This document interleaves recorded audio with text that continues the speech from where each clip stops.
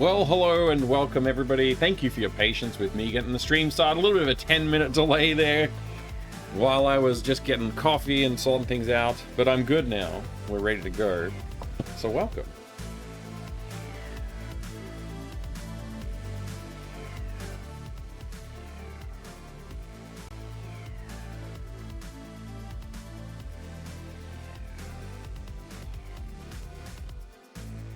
Hello. I hope you're doing well today. Good to see you. Welcome in there, Emmy Cat. Oh, did I have probably ending on the screen the whole time? Let me go back and check that. I did. Whoops. What a noob. I should have done like that. All right. Anyway, it's fine. Hello. Welcome. Good to see you, Emmy Cat. Thank you for joining us. Vinyl Minty welcoming Coburn64, Radiant Lights, Buddy No One. Dr. Zero Foamed, Refraction PCSX2, Love and Thunder, and anybody else who I missed. Hopefully I haven't missed any names in the chat. I think I got everybody's name. Welcome. It's good to see you. I hope you're doing wonderful today. I'm ready for a hardcore dev stream. We're gonna get in. I say hardcore dev. We're just gonna do some animation. I'm gonna clean up a little bit more the walk cycles we did yesterday. Not happy with them. Gonna fix them up a bit more. We knew this would happen. We all knew this would happen. I wouldn't be happy. We knew that. I said at the time I'm probably gonna have to clean it up. Well, we're gonna clean it up. And we're also gonna get started on the walk down, the walk up animations. I think I might start with that. Since we have a pretty decent placeholder for the walk left and right. Even though I don't love them, they're good enough for now. But we will be reworking those today as well. But before we get too far into talking about what we're going to do today, we have to look at what we've done in the past, and we also have to look at how the channel is going, because we always do a channel update at the start of the stream. I don't know if I'll continue to do this forever, but it's still exciting and interesting for me to look at right now. So let's take a look and see where we are at. Did I press the right button? It's not even changing scenes anymore. Hang on, wait. Do I have this stream deck set up incorrectly? Maybe I do. There we go. That'll do. Let me just go like, I guess this one? Yeah, this one's the one I want. Good. Let's take a look. Hey, Master Gregor. Hello. Continuous content creator Mike. That's me. What's today's goals? Yeah, we're going to talk about goals for today. But first, let's talk about the channel. Things are going really well. Look at this affiliate thing is like really, the numbers look amazing. They look amazing. We've exceeded everything. By a lot. When did this happen? Hang on. Current actual followers is 252, according to this. 252? Wild. Thank you for all the follows, everybody. Let's go back over to the overview though. So yeah, 249. That's a lot more than the 50 required. And then 8 hours, we definitely crashed through that a long time ago. We're nearly at 50 hours of streaming. In fact, we're probably past that, because this display is always like a day or so behind or something like that. It's like hours behind. But yeah, 11 days out of the 7. That's 11 out of 7 is a pretty good number. And 31.93. That's basically 32 on average. So yeah, we're doing super great. That's really good news. Thank you again, everybody, for supporting the channel, hanging out with me, enjoying the streams, joining the chat. It's all good stuff. I really appreciate it. Today's goal is having fun with an outdated engine. Yeah. These are great stats. I can't believe it. I'm shocked. I'm very pleased, but I am shocked. Let's go ahead and open this out so I can see what I'm looking at. So I always jump into the achievements thing next, because I always want to see what's up with the achievements. 11th of the 1st, that is a new achievement. I'm sure there was a 100 viewers at a time achievement. Oh, this is level 3? This is level 3 of People Know Me? How do I find the previous People Know Me? We didn't get to see the previous one. People Know Me. 50 at a time for level 1. We did that, and then there was... there it is. There's the one that I was looking at last time. 100 viewers at the same time. So we knocked that out, and somehow we got the 250 one as well. So that's pretty cool. That's all thanks to MZizzy's raid. It took a couple of days for it to get registered. But yeah. MZZ brought in a lot of people. It was a pretty exciting raid.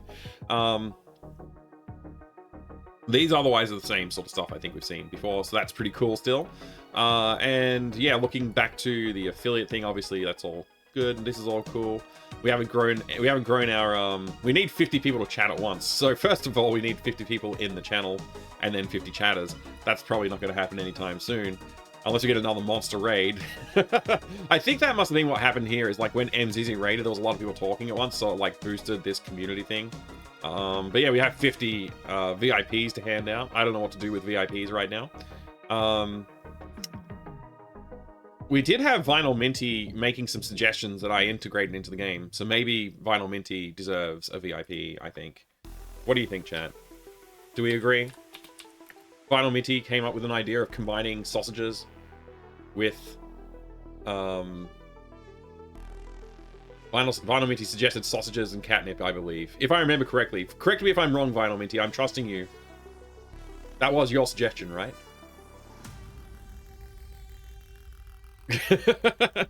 It was?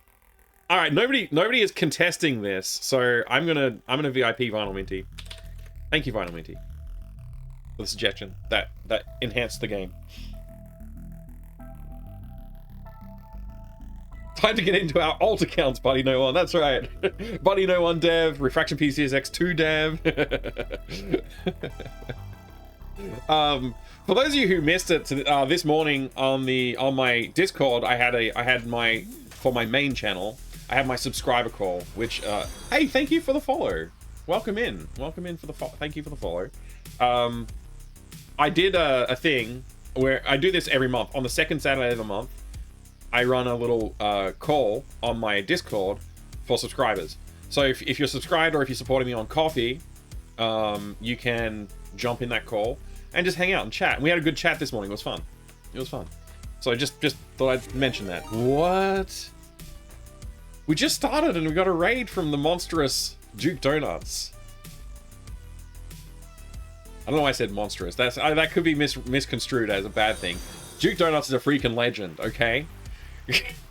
He's an institution, damn it. Welcome, Duke Donuts. Thank you for joining us. Good to see you there, John Matrix. Thank you for joining the raid as well. I was gonna pop in, but something grabbed my attention. Yeah, no problem, no stress. It was fun. We had a good time today. Flagum Braloom, welcome. The only dragons here are me. Probably. Hey there, Duke Donuts. How you going there? Thank you for the gargantuan raid. I really appreciate it. It's good to see you all. Thank you for the follows. I do have anonymous follows. It says a producer because I don't know. I guess I just wanted to make followers special. So everybody's a producer now. So thank you all for producing the game that I'm working on. Loving the dev channel, man. Thank you, Duke Donuts. I appreciate it. Hey, Zero9. Good to see you. Thank you for joining the raid. Welcome to the channel. Thank you so much, everybody, for all those awesome follows. We were just reviewing the channel stats, and we just saw that we were like at 252 followers, and now we're already far exceeding 252. So thank you so much for all those follows. I appreciate that. Helvetica Scenario, welcome. Good evening. Good to see you. Hickthur, good to see you too. You better put our names in as a producer so we can break into the game industry. Yeah. Everyone gets a producer grant. I'm just going to go through my followers list and just add everybody as a producer on the game. I mean, I could do that, I guess. There's nothing preventing me from doing this. Maybe I should. But thank you all so much for joining the raid. For those of you who have not been here before, this is my alternate channel. This is Fractal Mind Dev. I normally stream on twitch.tv/FractalMindMike. But with the dev streams, we do it on the dev channel because that's good for me. It just works for me, you know what I mean? Thank you again for the follows. I'm making an adventure game. That's the first game that I decided to make. There's a long history of this channel. The first day's video is missing. I didn't archive it. Duke Donuts helpfully came in and said, "Hey, did you remember to turn on the Switch?" And I was like, "I did not. Let me turn it on right now, and hopefully it works." It did not work. But it worked for all the subsequent videos are all archived, and I've been highlighting them and adding them to a little playlist as well, which is great. A collection, as they are called on this platform. Thank you for shouting me out there, Refraction. Just here for the BLT. Yeah, well, there's no LT. It's bacon and egg sandwich. Bacon and egg sandwich. Bacon with scrambled eggs. Delicious. That's the best I could do. I appreciate it, dude. I can mod you if you want. I mean, you know, I don't mind. I mod Refraction. I'm gonna mod you donuts. I just mod everybody. Welcome there, old school Jay. Good to see you. Welcome in. Yeah, so craziness ensues with the. I've been live for like basically 10 minutes. Duke Donuts raid. Thank you very much for that. Everybody who's hanging out with me, if you don't know Duke Donuts already, please do yourself a favor. Go follow Duke Donuts. Click the follow button, which I'm doing right now because my alt account has not yet followed everybody. I wasn't really planning on following everybody, but like I didn't think about like raids and like the community side of things. It's like obviously I should be following channels, but anyway. Time to ban everyone. Thank you, Duke Donuts. Yeah. Like mod or S3M? Yeah, that's right. Excited to get that producer credit, Chavoy J. Hey, awesome. Thanks for joining the chat too. And thank you for being here. Okay, so what are we doing? What are we doing today? Well, first of all, it's a tradition. I did this like the first couple of times, and I realized it's just a fun tradition to have. We're just reviewing the state of the channel to start with, and then after we've reviewed the state of the channel, I can't believe that just worked. Somehow that just worked. Anyway, I'm not going to talk about what that is because it's just distraction. It's distraction. State of the channel. So we go through this. We look at the homepage. And then we go into the analytics achievements. We noticed that we did get a new achievement, 250 viewers. This is because we got a monster raid a couple of days ago, actually. We got a monster raid and brought us over the 250 viewer count somehow. So amazingly, we've unlocked more achievements. That's actually 2 achievements we unlocked at once. We got this one and the previous version of it. This is the version 3 version. Anyway, so that was pretty cool. And we were just reviewing these stats and looking at, these stats and looking at, you know, it's all, everything's a check mark. It's pretty cool. And I guess that's it for I mean, we could look at stream summary from last stream. That's usually a thing we do as well. We look at yesterday's stream. Somehow we reached a max viewers of 73 yesterday and an average of 33, which is wild. Very wild. Again, thank you so much for being here, everyone. I do appreciate all the support on the channel. It's very uplifting to know that people are interested in the dev side of things. So thank you for that. I guess we can maybe see there might be a spike here from maybe there was a raid. It looks like. I don't know. That looks like maybe a raid happened. But yeah, it looks like a really healthy stream yesterday. Crazy.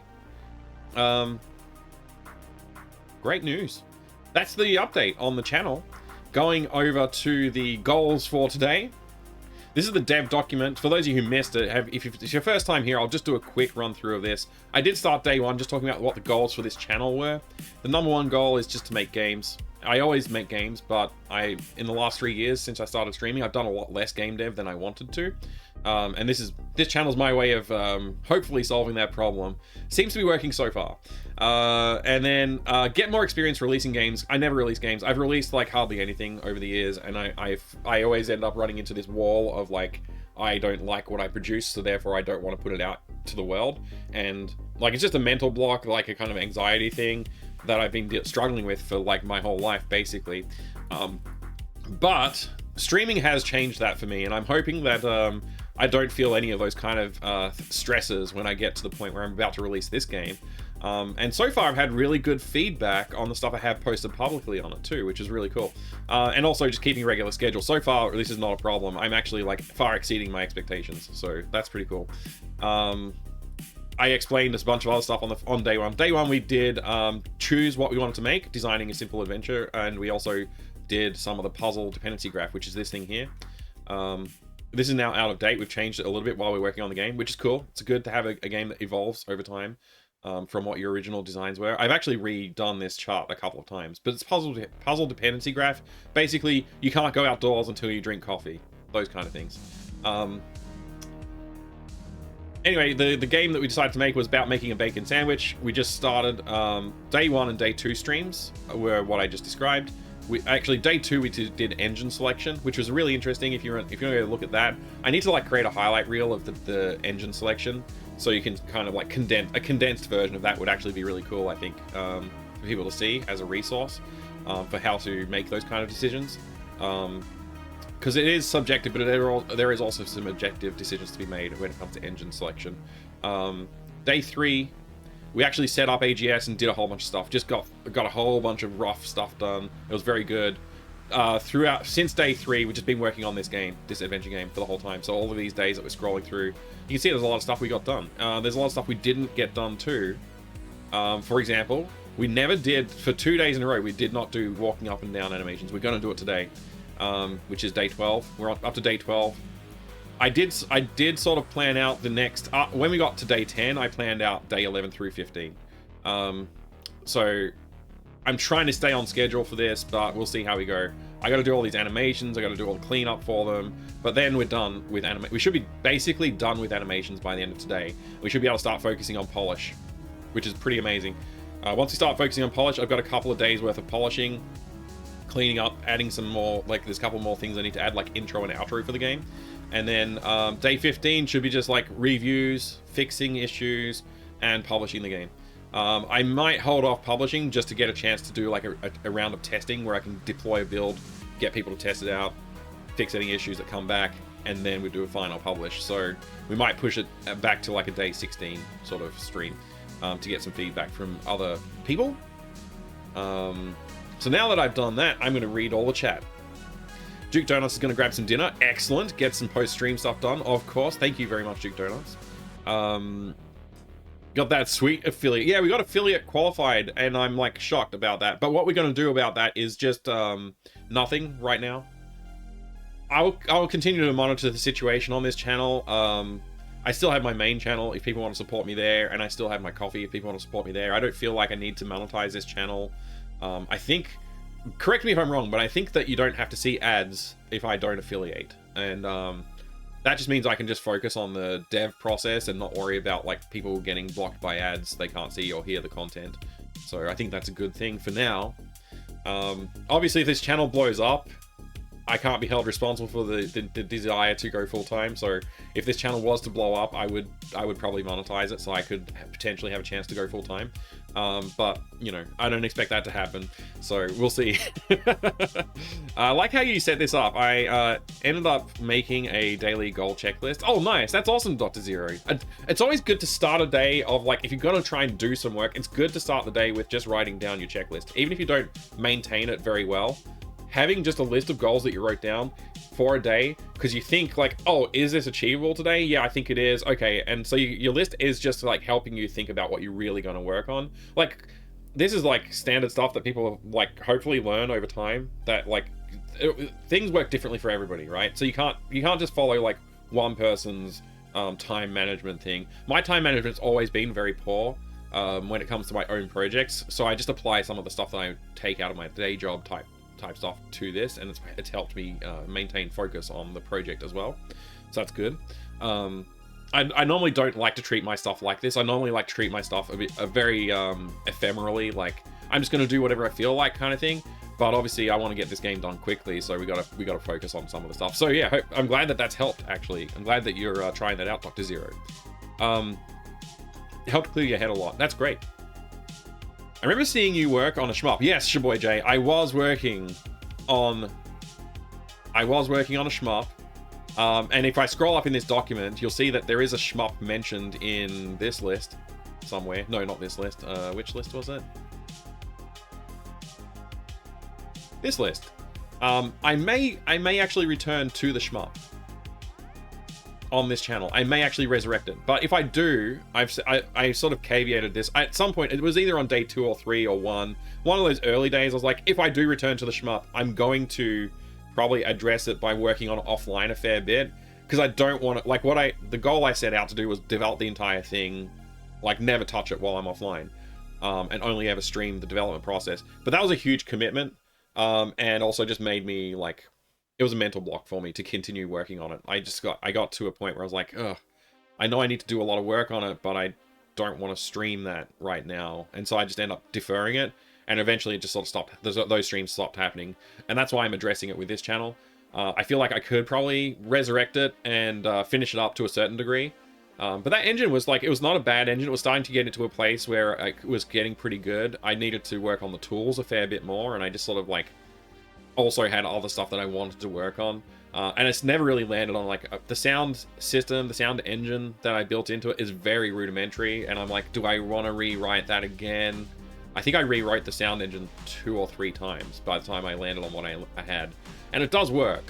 And I can like, I wrote a little basic synth to do some beeps and boops. And I also had it like loading sound files like music and stuff like that, and blaster sounds. So it's like, technically it worked, but I could have done a lot more to make it better. And I was like, do I want to rewrite it again? I don't know. But yeah, like the rendering engine, I hadn't done the SimD. I hadn't done any like SimD instructions for it yet. So it's like the software rendering would have definitely been slow on older systems, which I was trying to target. And I was like, do I do MMX instructions, like, which I know are supposedly unreliable? Do I bother with that, or do I just go with like SSE instructions? And like, I was just like, I don't know. I got to a point where I was like, there's a lot of decisions to make here, and there's a lot of things that need attention. Like the tools that were built into the engine for level design were working, but they probably needed a lot more polish to be really usable and clean. And I needed some better visualization mechanics as well for like how to visualize where you're up to during the level and all that. Like there was a lot of stuff I needed to do, and it was all in my head, and it's still in my head, as you can tell. I can still like iterate over the things that I was thinking about at the time when I stopped doing the streams. So it's possible I'll resume that at some point, but I'll probably try and do a little bit of cleanup offline before I do, and maybe like throw a Trello board together to help me track through it and stuff like that. But anyway, that from one sentence. I remember seeing you working on a shmup. I've just had a long conversation with myself. Cool to see you going full steam ahead on this. I'm impressed with how fast you've been able to pull it together. Yeah, I'm happy with the progress. I don't think I've slacked too much. I'm having fun with it, and I'm pretty happy about it too, Jay. Thank you. The Jays, the Jays in the chat. It's very good. Thank you for the conversations. Gonna check that stream out. I haven't heard of a lot of those on your list. Engines? Was it engines you're talking about? Probably. Cool. Yeah, the engine stream was like, I think it would have been a bit divisive because I did intentionally spend a lot of time thinking about stuff from my own subjective opinions. And yeah, so I think that what I did there I could wrap that up in a bit more of a nice like short video and upload it to YouTube or something. I probably will do that at some point. Thank you for the follow, I appreciate it. I have anonymous follows, by the way. I said this earlier, but I do have anonymous follows. So if you're following the channel, feel free to jump into the chat and say hello, but you can continue to lurk as much as you like as well. I'm very happy to have people lurking because I'm going to be working on the game, and I tend to do some kind of like natural Pomodoro. What's it called? Pomodoro? The thing where you do like 20 minutes and then 5 minutes, like that kind of thing. I just do that kind of naturally, except it's probably more like 40 minutes for me. I just get focused and I do stuff, and then I remember, oh, I got to check the chat. So that's what that's normally like when I'm actually focused on the work. But we'll keep going through the chat here because I want to catch up with everything. Make sure I don't miss many important hellos and stuff like that as well. Always excited when I get to use it. Oh wait, I might have missed the cool emote. Yeah, it's a very cool emote. Why, hello, fellow Jay. That's a very good emote, Jay. I like it too. It makes me wish my name was Jay. What engine did you select, and will there be another Sandwich DLC someday? There could be a Sandwich DLC. I could make an entire game based on this game. For now, it's basically consider this as like a prequel demo sort of thing. I chose to go with AGS, and all of the reasoning for that is in episode 2, which is episode 1, because episode 1 got lost. So the first episode that's available is episode 2, unfortunately. I sort of forget, do you do dev work as a day job? Yes, my day job, I do, it's a little bit, a bit of variety of work, but yeah, systems architecture, and software development, and a bunch of stuff. Yeah, my career is very strongly in the software development path, for sure. I will talk about that someday. I don't want to talk about it right now because I'll probably end up talking for like 30 minutes about boring life stuff. But yeah, I made a lot of decisions based on the state of the game industry. I decided not to go into games, even though I really wanted to, and to make games on the side. My plan and my expectation for that was that I would eventually make something that would be successful, and I would only have to do normal career for like maybe 5 years. And the reality is I'm still in a normal career and it's 20 years later. So I'm hoping to change that this year or next year or sometime very soon. That's why I'm focusing on this dev channel. I just got tired of not actually getting things done with and like, yeah, there's a whole bunch of stuff. I can't really iterate over everything and talk about everything right now, but yeah, I'm doing my best. I'm gonna make something happen. That's my goal. So hey Ralph, good to see you. Welcome in. You could add beat 'em up to that list. Yeah, we could add beat 'em up in that list. That's true. Let me continue to read the chat. I'll catch up. Help clear my head a lot. That's awesome, Dr. Zero. Having to stream things makes it so difficult to make progress on them. Yes and no. Yes and no. Streaming, like, because I'm pretty sure you're referring to the shmup. Yes, having to stream it was part of the problem, but it wasn't the act of streaming those things. I actually liked that. It was fun, and I enjoyed like sharing like my processes. But the issue that I had was like more of a it comes back to that anxiety stuff. It was affecting the way my channel was performing as well, I think, when I was doing the dev streams. And so that's part of the reason I slowed down on it as well. Like, yes, there was all those things that were building up, and I could iterate over them again, but I had all these things building up, and also the channel, like, I could see the difference when I did a dev stream versus a gaming stream, and I was like, it's gonna impact the potential that my main channel has, and I just was like, you know, and ended up psyching myself out. I psyched myself out on the dev streams. That's why I started this dev channel. Part of why I started this dev channel. Have you found streaming help you consistent with working on the game? I'm working at a similar pace to what I would have worked at if I was just working offline before I started streaming. Pre-streaming me probably would have finished the game by now. But yeah, streaming's fun, and I think it helps. I don't know if it helps with consistency so much. I think it does in that if I wasn't doing this live on stream, I probably would be doing something else, because that's what I've been doing for the last couple of years since I started streaming. Instead of doing dev work in my downtime, I would do something else, and that led to me not getting as much work done. So yes, I think in this case now it has, but pre-streaming me, I would have this would have been done by now probably, because it's such a small game. Have you found streaming help you? Like, would you recommend streaming to other devs? I think it depends on you. It's a decision you have to make for yourself. Yes, it could probably help. I think it's been evident from other people who stream dev that it helps to promote your work.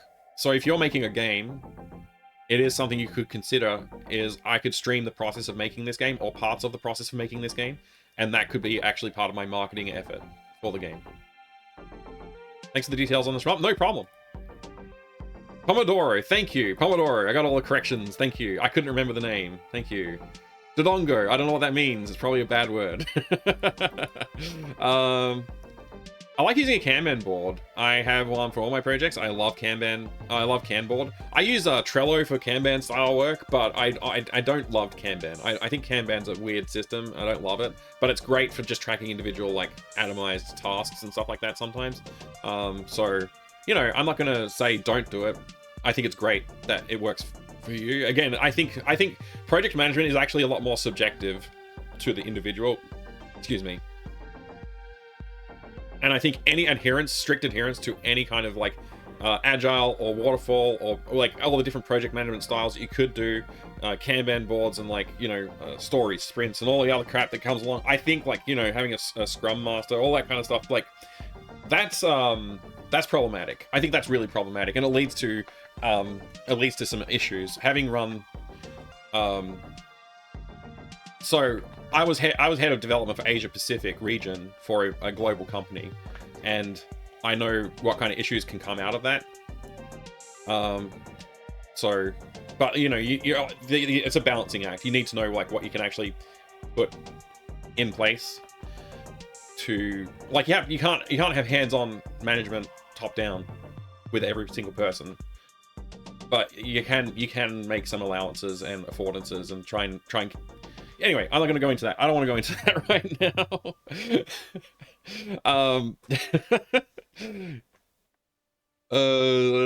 Hickler, similar but slightly different story. Just always curious how people end up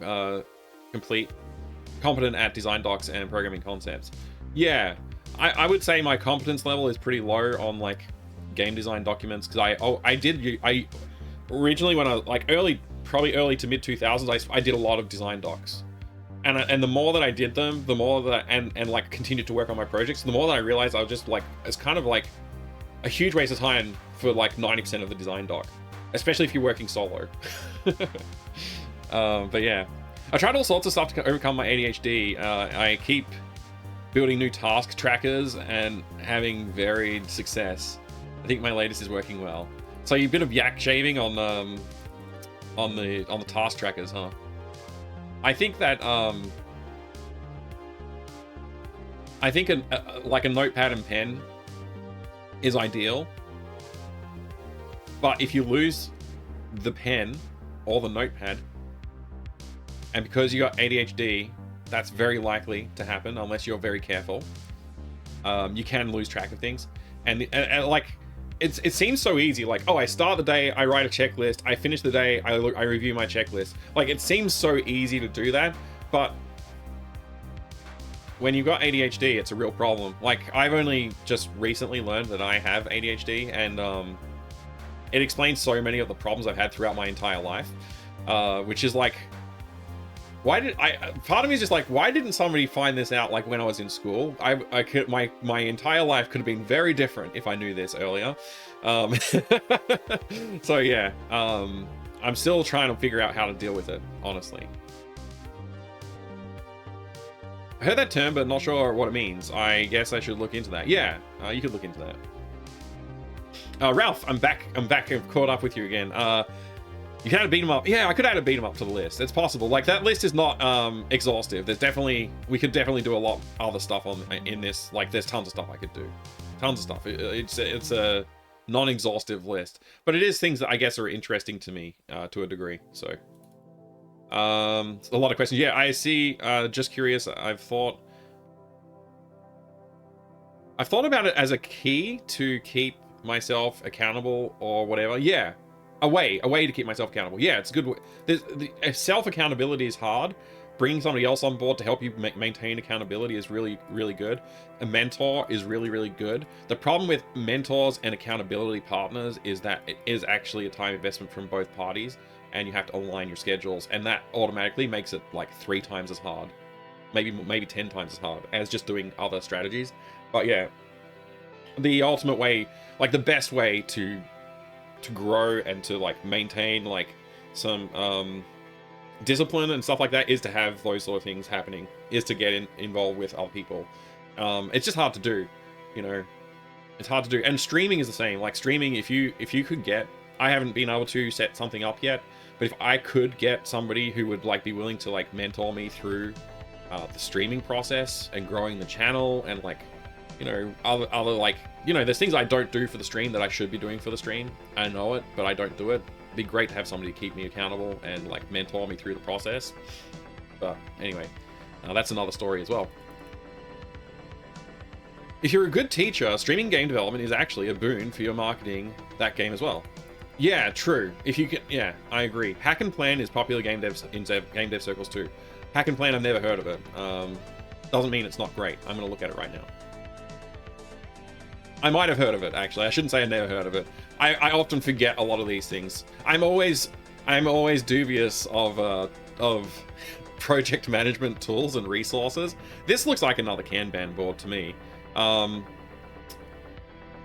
whatever, I guess. Yeah, this is basically another Kanban style thing. I do see an org chart and a checklist. I'm guessing that's what I'm looking at. I don't know what this is. This is maybe productivity results, and this looks like maybe waterfall planning, like a scheduling type thing. Yeah, I don't know what this is, but I'm just guessing. I don't want to learn. I want to see more about your product. Oh, start tour. That's right there. Oh god, it's just one of these pages. Okay, I hate these pages. They're very annoying. Kanban boards organized by discipline. Yeah, okay. Integrated game design document. Sure, whatever. Advanced progress metrics. Yeah, progress metrics. This is pretty handy, actually. Okay, yeah, I can see how this is like very much geared towards like I get it. Yeah, this is pretty cool, actually. Backlog. Oh, that's backlog? I would not have thought that icon meant backlog. Iterative development, notifications, data customization, attachments, real-time updates, activity log, dependencies. Dependencies is very important. Support. I don't know. Dedicated email support? Okay, that's good. You would hope so. Discover the most amazing project powered by Hack and Plan. Showcase. So these are some games that have used it. That's pretty cool. I swear my internet's not this slow. I don't know why. I don't know why the images are taking forever to download. Are they like 1440p images or something? they're probably insanely huge images.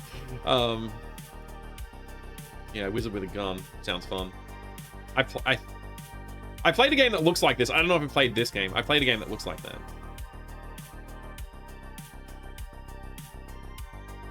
Yeah, wow. There's a lot of teams who've used this. Yeah. That's pretty cool. All right. I'm going to try keeping on reading the chat, though. There's no there's a lot of chat today. This is awesome. Thank you. No objectively correct way to track your work. It's true. That's what I'm saying. Thanks. I appreciate the answers. I'm new, so it's a big help. Excellent, Dr. Zero. I'm happy to help. It comes down to what I will forget about what becomes too messy, and I skip over it. Yeah. So it needs to have all my tasks, but not make me want to skim it too quick. It's tough balance. That is a real tough balance, Jay. Yeah, that's why I do the daily. That's why I've done the daily breakdown. Because I'm only talking about like maybe six items is kind of like a lot for a daily. But this is what we are aiming to do today. I don't have to read everything else. And I can go back and be like, oh, what did I not do? And like, did I end up dealing with that?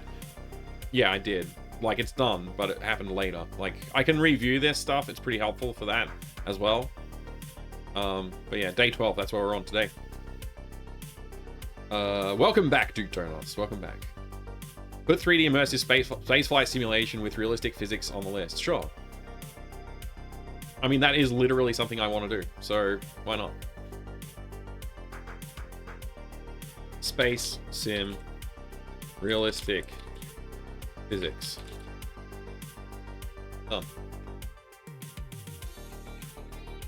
I want to talk to you about, while I'm distracted about thinking about that, I want to talk to you about Unreal 2. Everybody says Unreal 2 is a terrible game. Everybody says they didn't like it. It's 7 out of 10 on IMDb, which is basically bad, right? Bad games get 70%. But 90% of people liked this video game from Google users. So people who Google for Unreal 2 like it, I guess.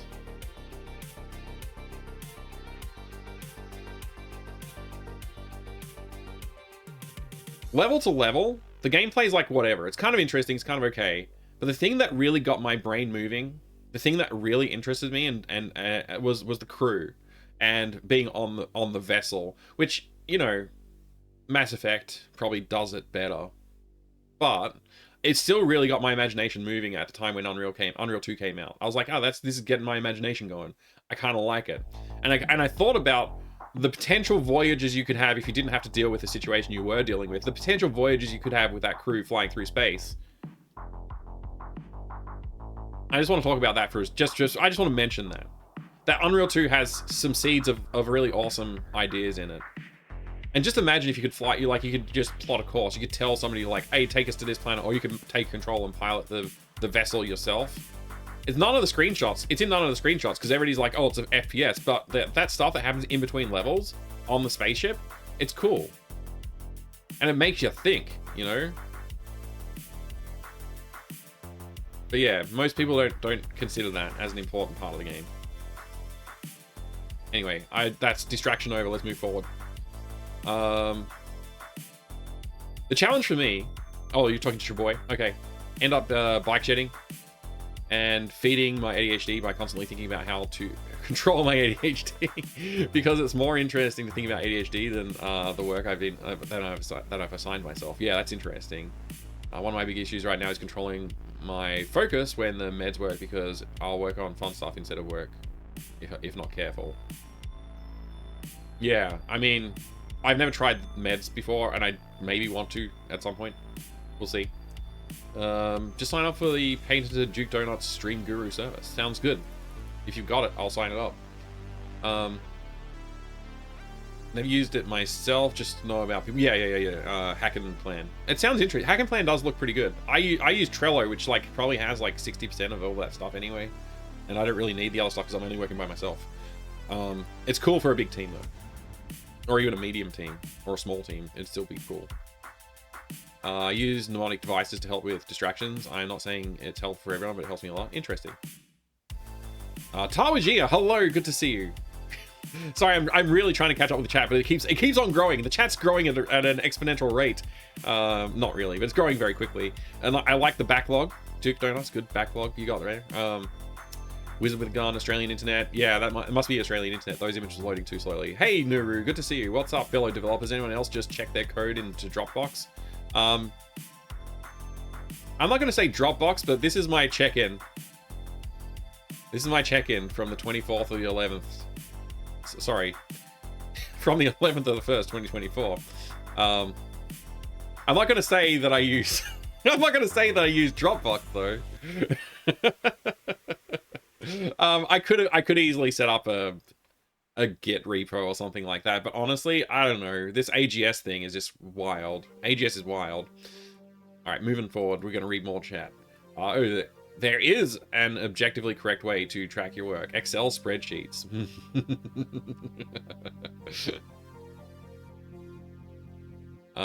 Continue to read. My tracker is an Excel sheet right now. Great, that's excellent. I thought it was okay. Just view it as its own thing and not a story continuation of Unreal 1. Yeah, it's not. It's got like barely anything to do with Unreal 1. Agreed. People who say games are bad never owned Atari 2600. Yeah, that was my first computer. My first computer game was Enduro on the 2600. First one I played. My dad brought home a 2600 just randomly one day, and he and his mates were like playing it, and then he's like, "You kids can have a go." I was like, "Oh, awesome! I'm gonna race this car. It's fun." I like Unreal 2 because I like Legend Entertainment. That's nice. My last several spreadsheets got messy and overwrought, but I've simplified it a lot now. Awesome. Unreal 2's romance options. Yeah, does Unreal 2 have romance options? It's been a while since I played it, so I don't remember if it does. It may actually have romance options. No idea. It probably doesn't, though. Better be able to slow travel. Real-time spaceflight. Yeah, real-time spaceflight would be another fun thing to add to a video game. Just like Solar Winds. It was very... And by the way, Solar Winds is a tiny game. I played through the entirety of Solar Winds, and I was like, okay, it's actually a really tiny game. Surprisingly. It was very much an attempt to shoehorn Halo knockoff into the Unreal universe, but it has some great environments and set pieces. It does, yes. The gameplay is competent from what I remember. It is pretty competent, yeah. Mike, you've seen Pulsar The Lost Colony, right? No, I haven't. Oh, maybe I have. I don't know. Names don't really work for me all the time. Pulsar The Lost Colony. Yeah. I've seen this. I have seen this. It does sound interesting.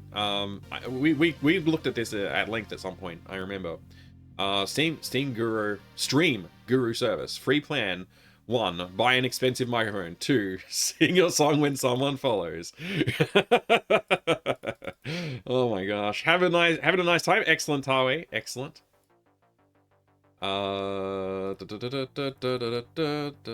Just reading the chat.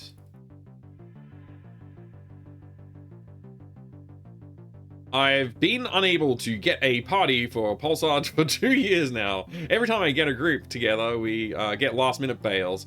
Oh man, that's rough, Noru. That's rough.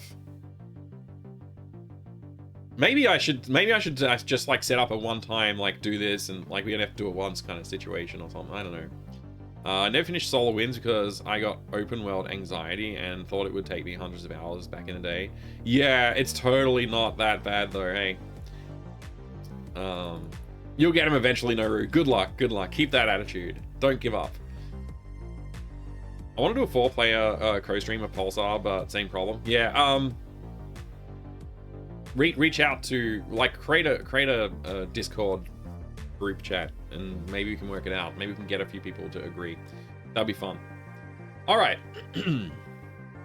I have wasted 57 minutes of this stream, of which 11 minutes was me not being in front of the camera at all or talking at all.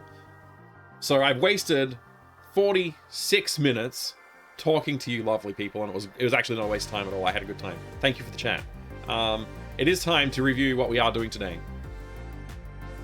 What we're doing today is we're going to do the walk up, walk down animations, or walk down, walk up, whichever way you want to put them. And we're going to do the cleanup of those, and we're going to do general animation cleanup. That is the focus of today. If we get all of this done, that is... Technically, you could say we're 1.0, technically, because we have all features implemented. It would then just be a matter of like adding a little bit extra flavor and polish and cleaning up some of the art, trying some stuff out just to see how it might look. You know, basic like, you know, finishing up the game stuff.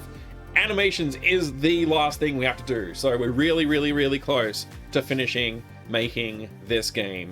And if I can stick to this plan, by the 15th stream, we should be looking at publication, or at least alpha testing, or whatever you call it, you know, testing.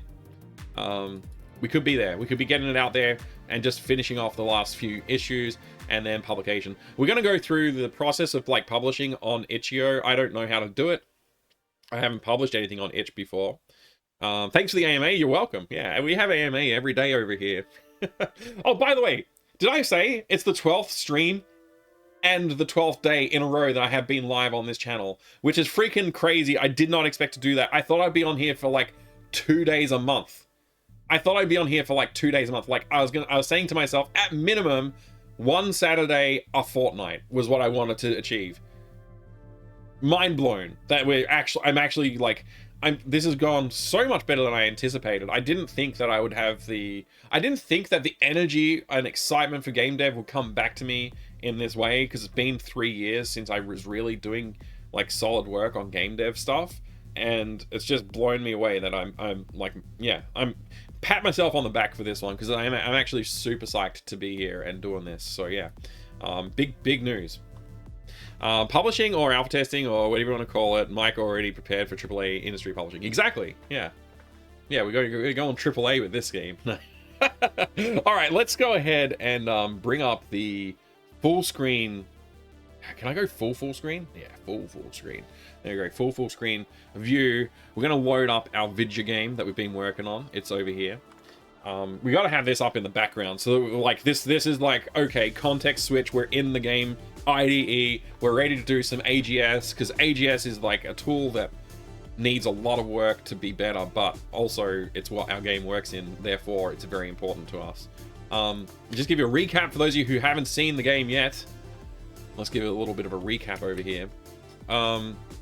This is the game, and it works in various. It does like pixel scaling, so like it will only scale up the game to an appropriate integer multiple of pixel size, which is great. I like that feature. It's a good feature. Here's our character. Our character's name is Roger right now. I need to change that to Delphine. I should probably do it right now, but I can't because the game's running, so I have to close the game to do it. Anyway, character animation. We got walk right. We got walk left. And as I said, we don't have walk down or walk up. Walk up and walk down are non-existent. So we need to add those. And we need to clean up these. One thing you might notice is that her legs get super thick. compared to her stance when she's just standing still. They're like, you know, what's that, like 6 pixels wide, maybe 3 pixels wide, and then they get like 7 to 8 pixels wide, it looks like. They get much wider when she walks, so we got to fix that. Yeah, there's a few things to fix here. She also has a very hefty bob. She's based on Hoagie's animation, but I exaggerated the bob, and I think I probably shouldn't have exaggerated the bob. But we're gonna live with it. I'm gonna live with that, and we're gonna just like use that as like that's just how she walks. It's her style. Yeah, this is our character. That's what she looks like. This is one of many scenes. I guess that's all I needed to. That's all we really need to look at. We don't need to actually do much else with it. So I can go ahead and change his character name from Roger. Roger is now Delphine. If I change the script name from C Roger, I don't know how that will impact the code. So I'm not going to do it. I'm just going to leave it as C Roger internally, but real name Delphine.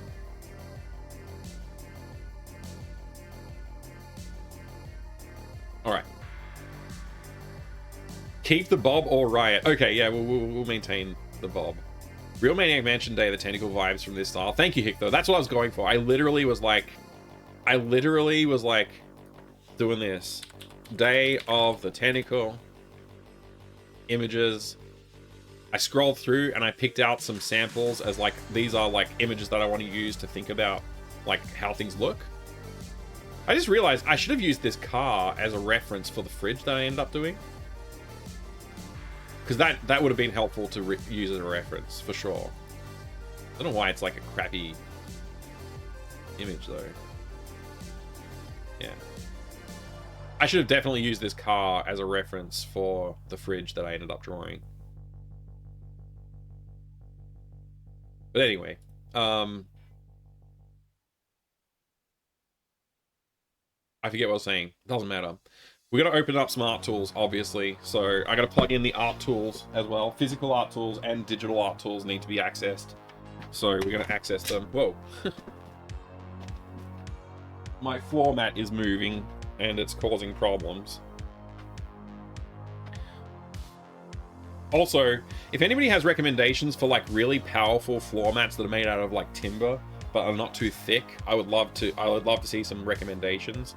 Because I don't love what I kind of like did a really crappy custom solution, and I want to do a better solution. So I'm either going to make my own, but good, or I would like to buy one.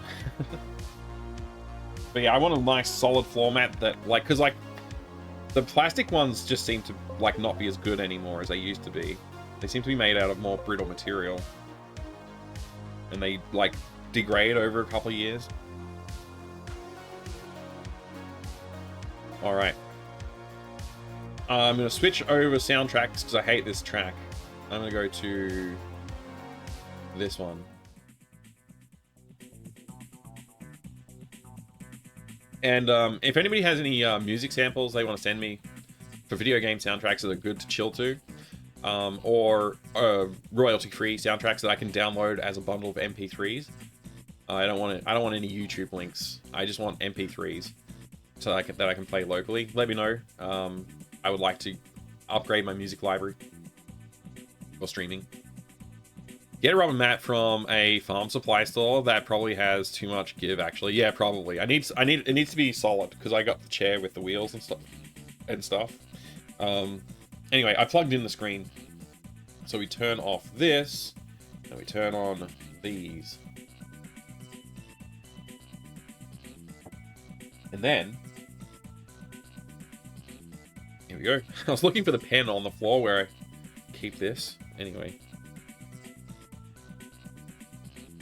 We'll launch Krita. I don't need Krita, but sometimes it's nice just having the background if I decide I want to do something with Krita.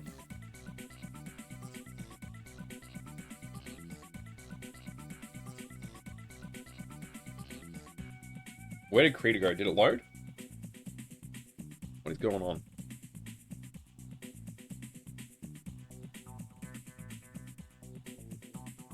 There it goes. Man, yeah, I wasted a lot of time at the start of the stream, but I really appreciate the chat. It was very good. It's not a waste of time. I spent a lot of time.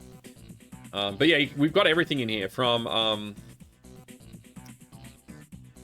everything in this tool. So I just got to drag it down to the right screen. I don't know, for some reason, Krita always wants to open on the main screen. I don't know why that is. There's probably a setting I can change. Just put Delphine on one of those wheeled hoverboards, problem solved. Oh, yeah, that'd also work. Publishing on Itch is super easy. It's like putting a music track on SoundCloud. I've never done that either, so good. Good to know.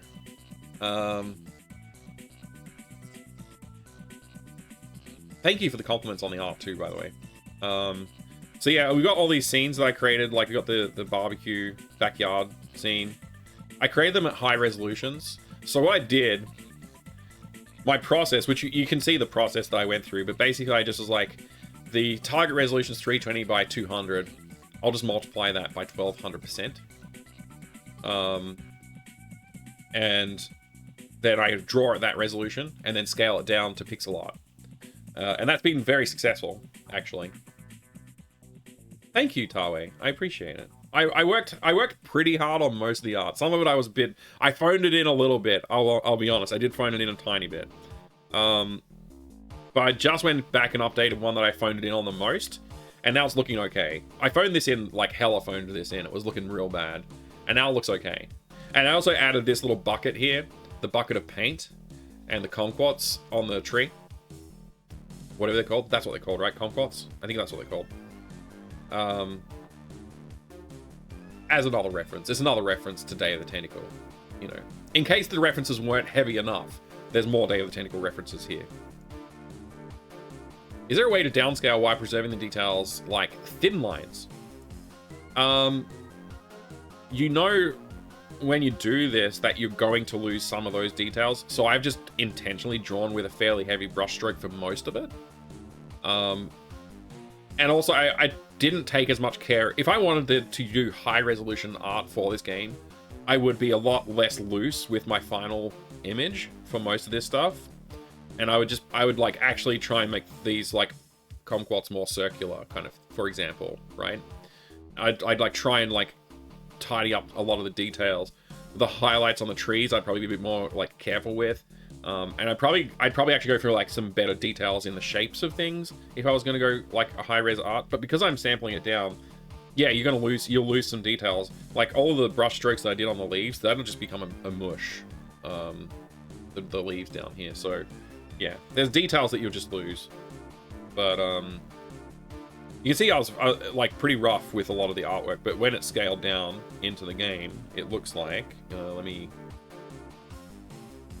me see, how can I show you quickly?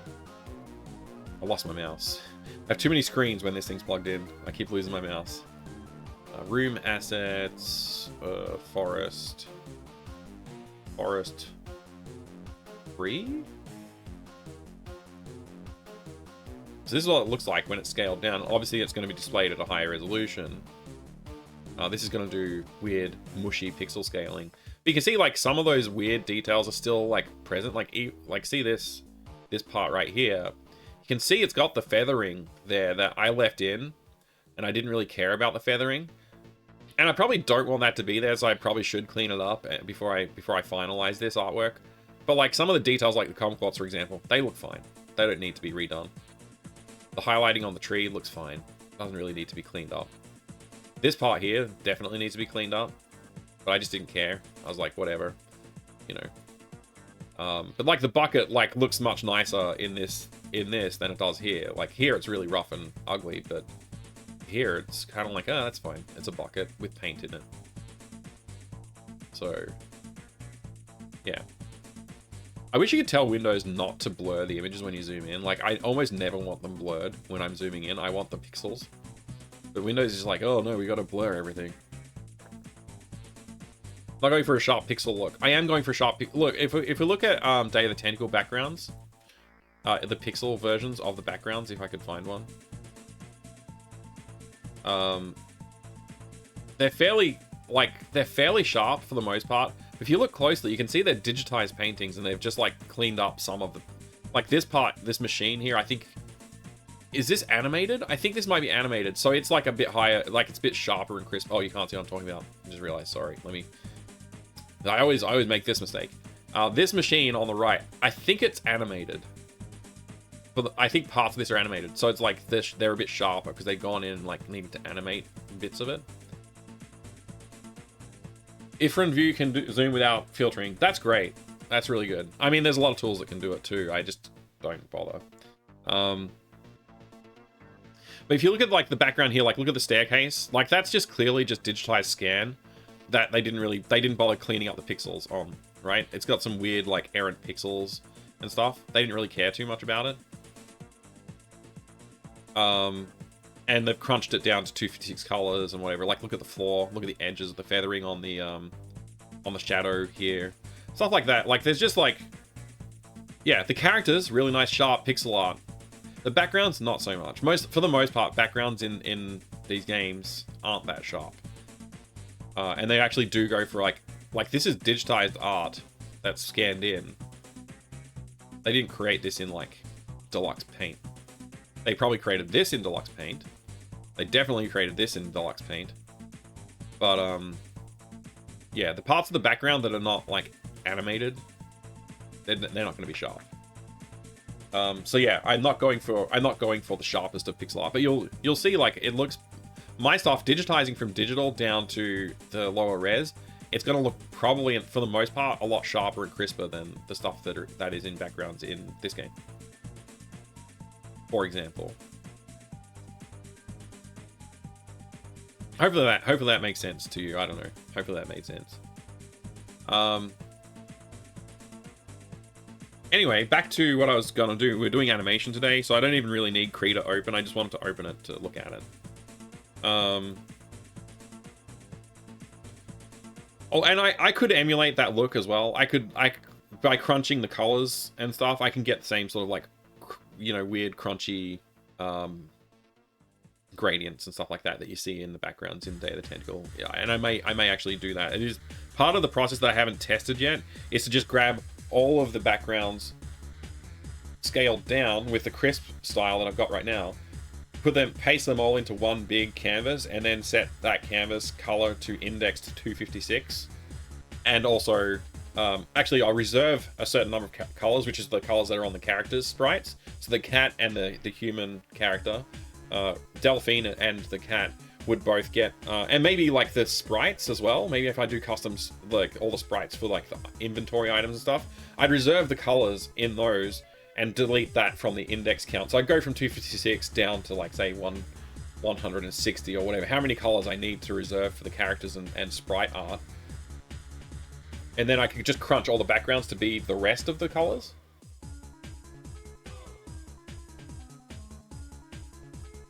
I wouldn't. I would do a custom palette, not like something very specific in Micat. Yeah, you can also use nearest pixel filtering, and it'll do pretty decent pixelation. Yeah, that's part of the process that I want to experiment going through when we go like final pipelining. I don't really like. I'm pretty sure I can figure something out that I'll be happy with, and it starts with like just crisp, clean, like don't really care how many colors versus like, I actually do want to limit to 256 and like other steps in between. I mean, this isn't. I'm not intending to run this on DOS right now, so I don't really care. That's why I don't care. As soon as I say like, okay, I want to port this to DOS, first of all, I have to create an engine because I don't think this version of AGS doesn't compile to DOS, and it's not back compatible to earlier versions, and I don't really want to go back and re-implement in an earlier version of AGS to get it to work on DOS. Although maybe I will. I don't know. Maybe I will. 16/24-bit color modes in DOS are a thing. Cool. Yeah, I mean, I should be able to do something. Even the DOS 256 color Scum games reconfigure the palette. Yeah, okay. Did AGS ever compile to DOS? Yeah, I think so. I think if you look, I think it did. I might be wrong about that, Jay. I think it did. I think there's some early versions that did work for DOS, but I might be wrong. Anyway, let's get on with it. I'm really slacking off. I've slacked off so much. I need to go to the bathroom and I haven't even laid pen to canvas yet.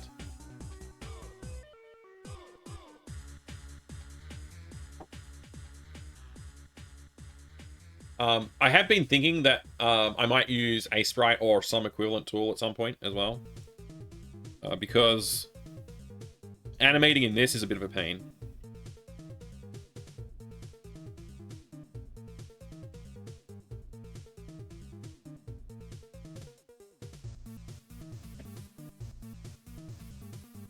Where's my final walk cycles? Did I not save them?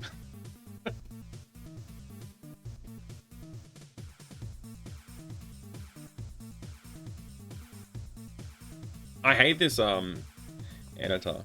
I hate this dialogue. The custom file browser dialogue is horrible. Walk 1x. That's the old one. Where's the new one? Did I not save it? Walk 2. Maybe this is it. This must be it.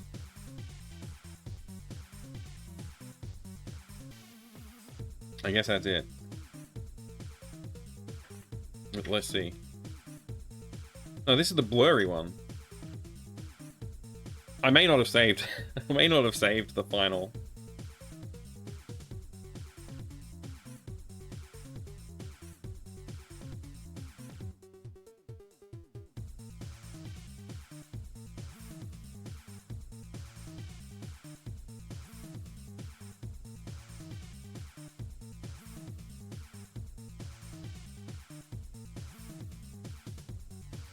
Doesn't matter anyway, because I'm not going to work on those animations just yet.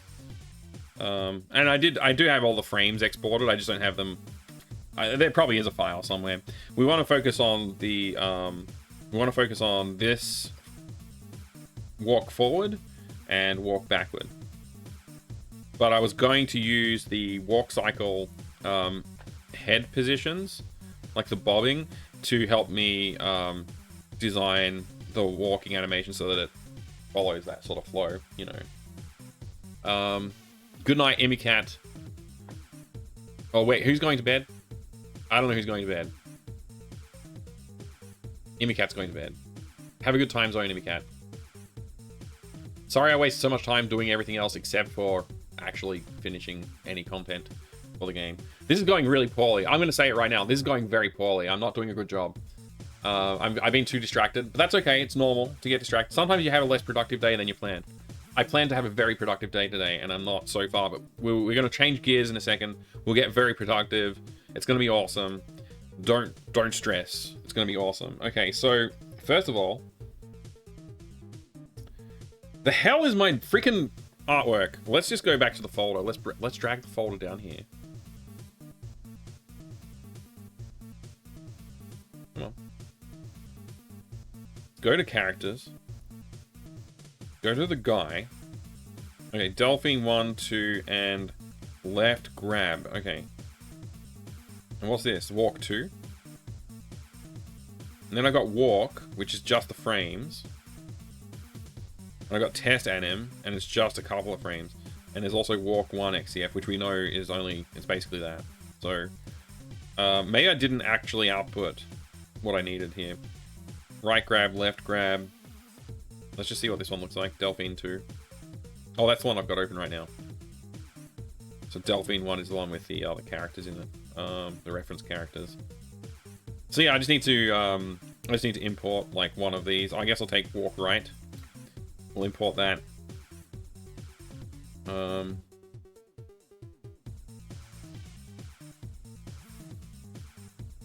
Let's see. Like this. Oh, that's terrible. That's not what I wanted, man.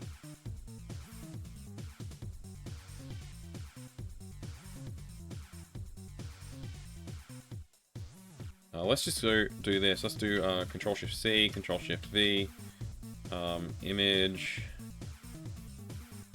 canvas, canvas, canvas, canvas, image, canvas size.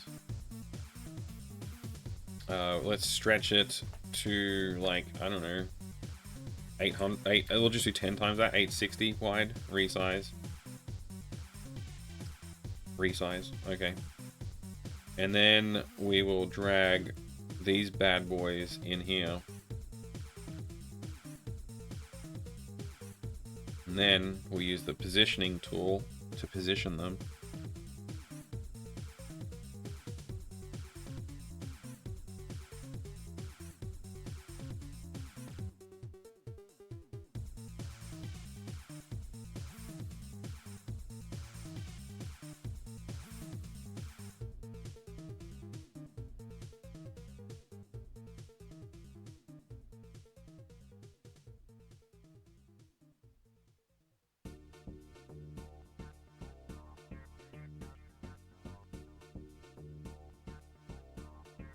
Okay, so we have our walk cycle.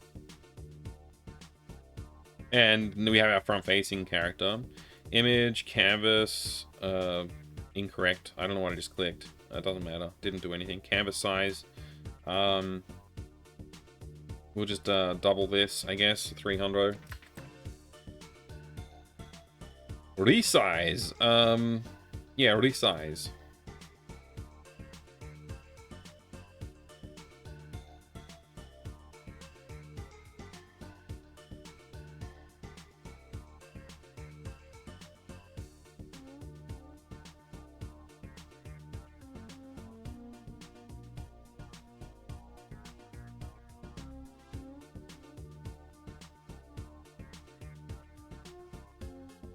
Where did it go? Oh, I copied from the wrong layer. I see. Incorrect.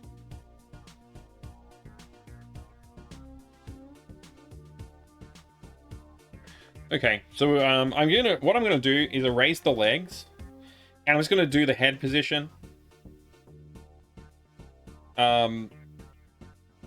Like the head and torso position, based on the bobs from above per frame. And then I'm just going to draw the legs again from scratch for each of the frames. I think that's probably my approach that I'll try this time. I'm experimenting with what I'm doing because each time I'm still trying to find like a workflow that works best for me in the tool set that I currently am using. And I don't really want to switch over to using Aseprite right now. So that's where we're at. All right. All right, I'll be right back. I'm just going to go to the bathroom, and then we'll work on this animation. I think I've got a plan, so we're ready to roll. I'll be right back. Oh, I can use my be right back scene. I can use it. Hey, thank you very much for the follow. I appreciate it. I will be right back. Do not worry. Where's my... I got to go studio mode. I got to select that scene. I got to change it from saying starting soon to saying be right back. And then I've got to slowly fade over to it like this. All right, I'll be right back.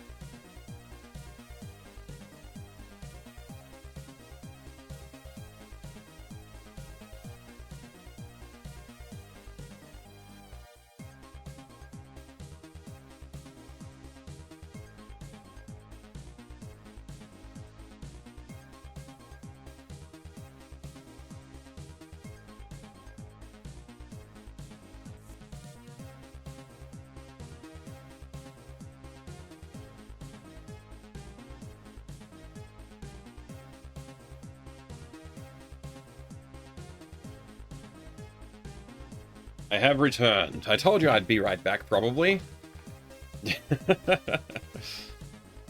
Alrighty. I don't know, I guess I just click that, and then we just... I gotta put the glove back on, I gotta drink a little bit of coffee, and then we're gonna switch to focused mode, where I actually get something done. Imagine getting something done on a dev stream. Wild. Alright. Just gonna mention this in case you're interested in the future, but there's a game called Smack Studio that uses voxelization to preview 2D characters in 3D angles. Not perfect, but it helps explore multiple angles and then retouching them instead of drawing them from scratch. That's an interesting idea.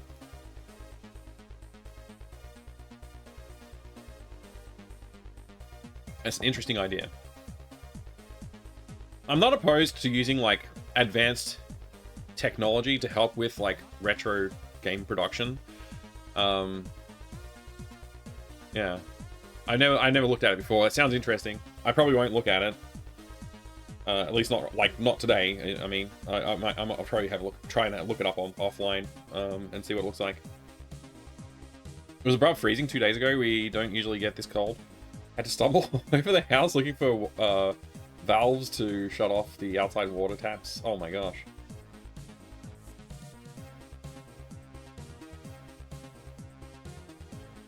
Oh, you can draw your own character and play Smash Bros. Kind of thing. Oh, interesting.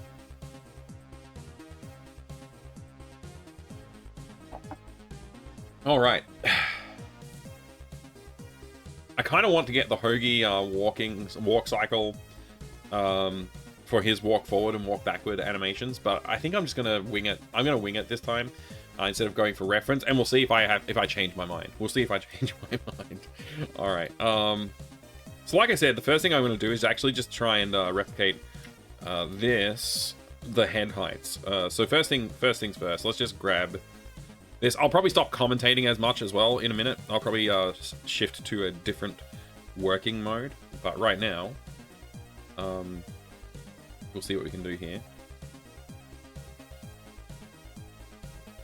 I'm going to go roughly align this, and then I'll zoom in.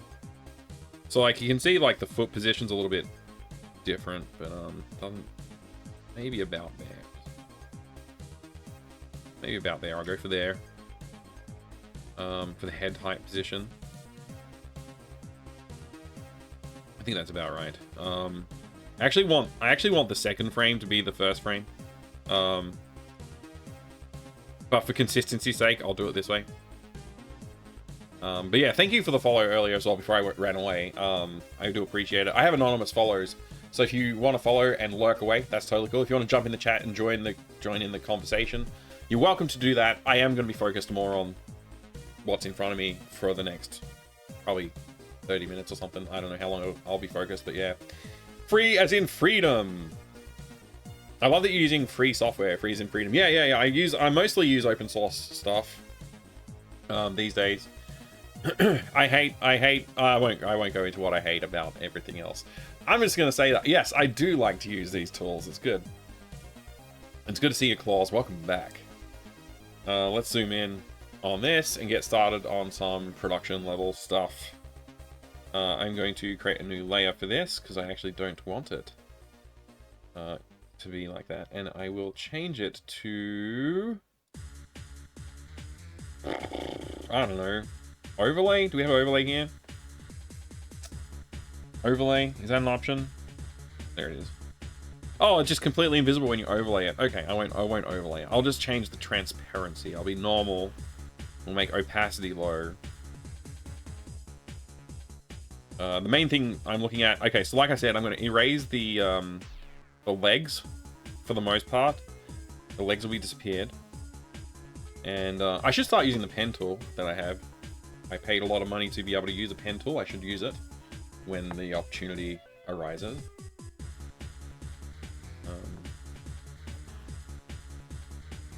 I need a new soundtrack. So first things first, layer 2 image size, I guess. Let's just... I don't know what I'm doing, man. I don't know.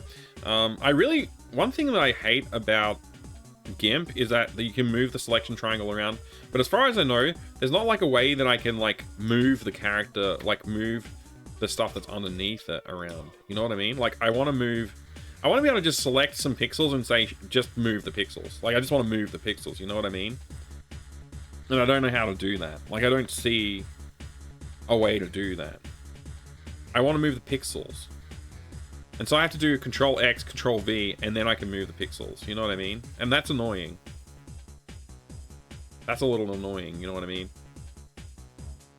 Alright.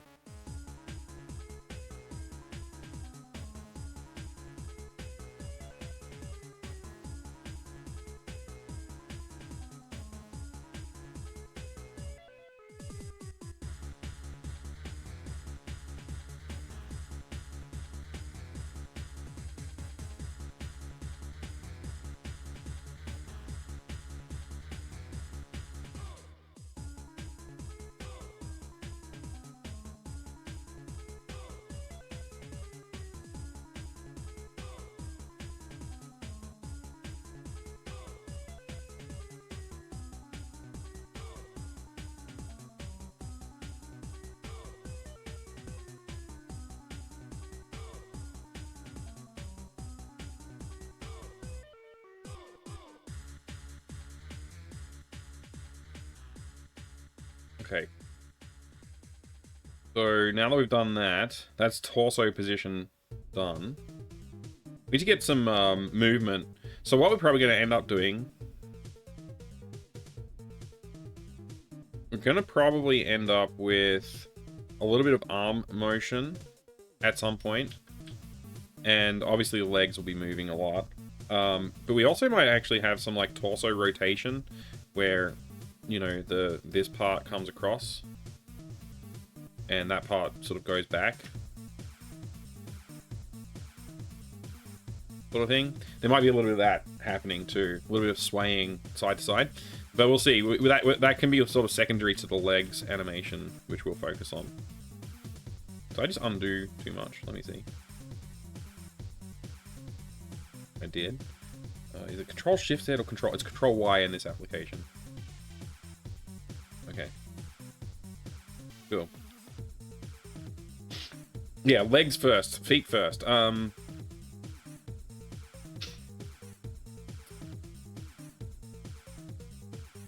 trying to decide how to tackle it.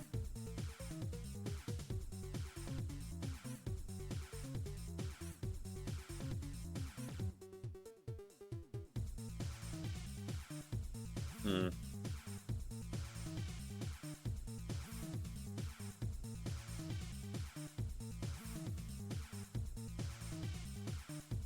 Hmm.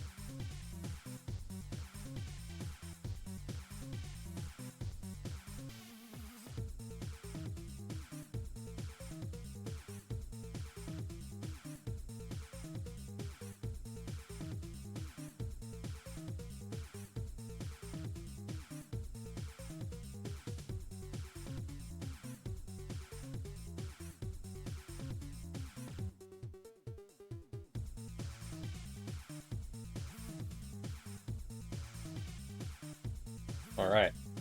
Hit V on the keyboard, I think. It's top left tool. V? No, that will move like everything. I just want to move the stuff inside the selection. Does that work?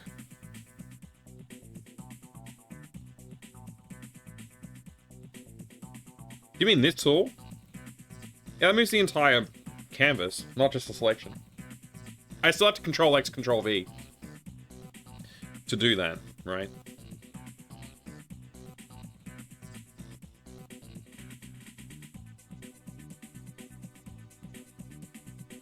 Control plus Alt and click drag the selection, original locations. Oh, what? Hang on, let me try that.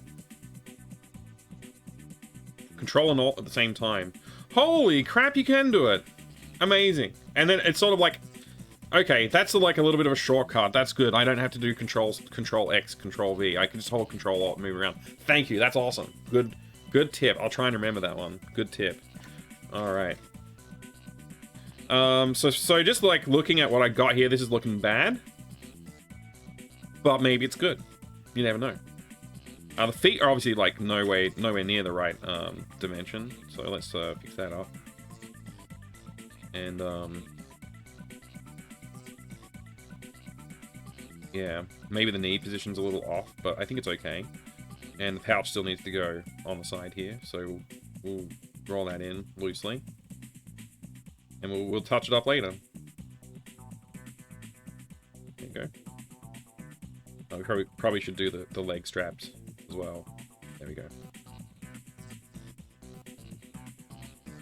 All right.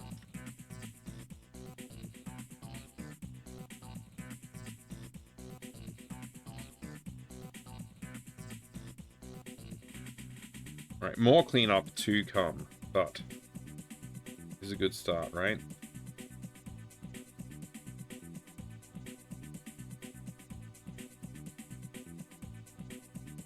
I'm not unhappy with that frame. I'm not unhappy with that frame. Okay? Not unhappy. Let's keep going. Lots of work to do here.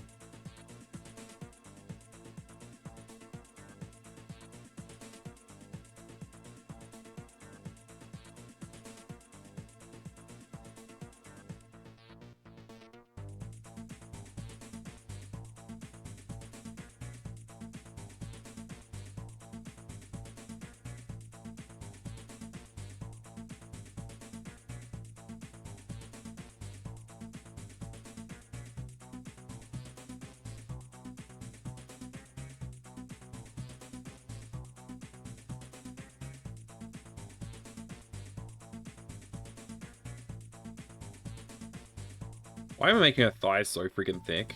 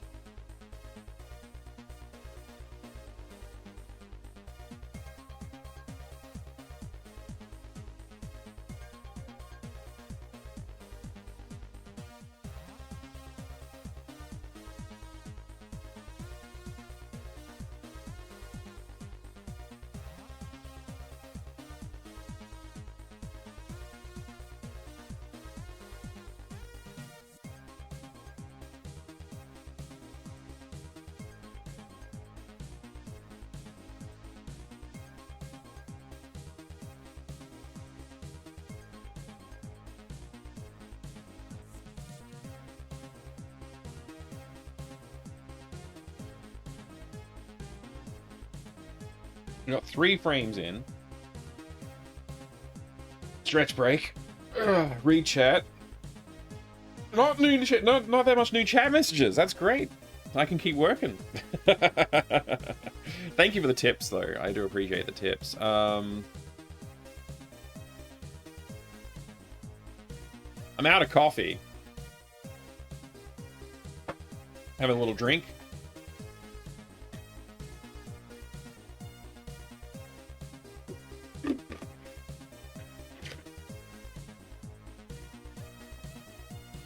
Quickly check the mobile device. See what's going on in the world, you know. Not too long though, just a quick check.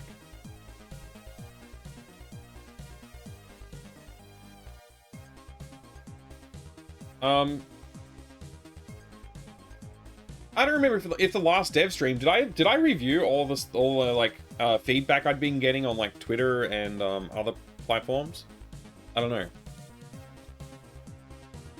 I don't know if I reviewed the feedback, but it was really very positive feedback. It was really nice. It was really encouraging stuff, actually. Like, I hate this walk cycle as it looks right now, but it's like, you know, we got to start from somewhere. This is better than like what we had before, which was 0. We had no walking animation. Yeah. I'll tell you something. I'll tell you something else. With this style of character design, I'm not used to it. Like, all of the Day of the Tentacle characters, with the exception of maybe Bernard, and even he is a culprit of this too, they have very long torsos and very short legs, like, compared to what I'm used to drawing. So, like, every time I try and draw my character, I just look at the legs and I'm like, why are they so stumpy? Why are her legs so stumpy? Even here, I think I made her legs too long. Even, like, her torso is, like, quite long, right? I think I still made her legs too long in the original drawings. And it just feels weird. And I think that's why she ends up looking like she's crouching so much when she goes into the walk cycle. Because I base the walk cycle on Hoagie. And he's got stumpy little legs.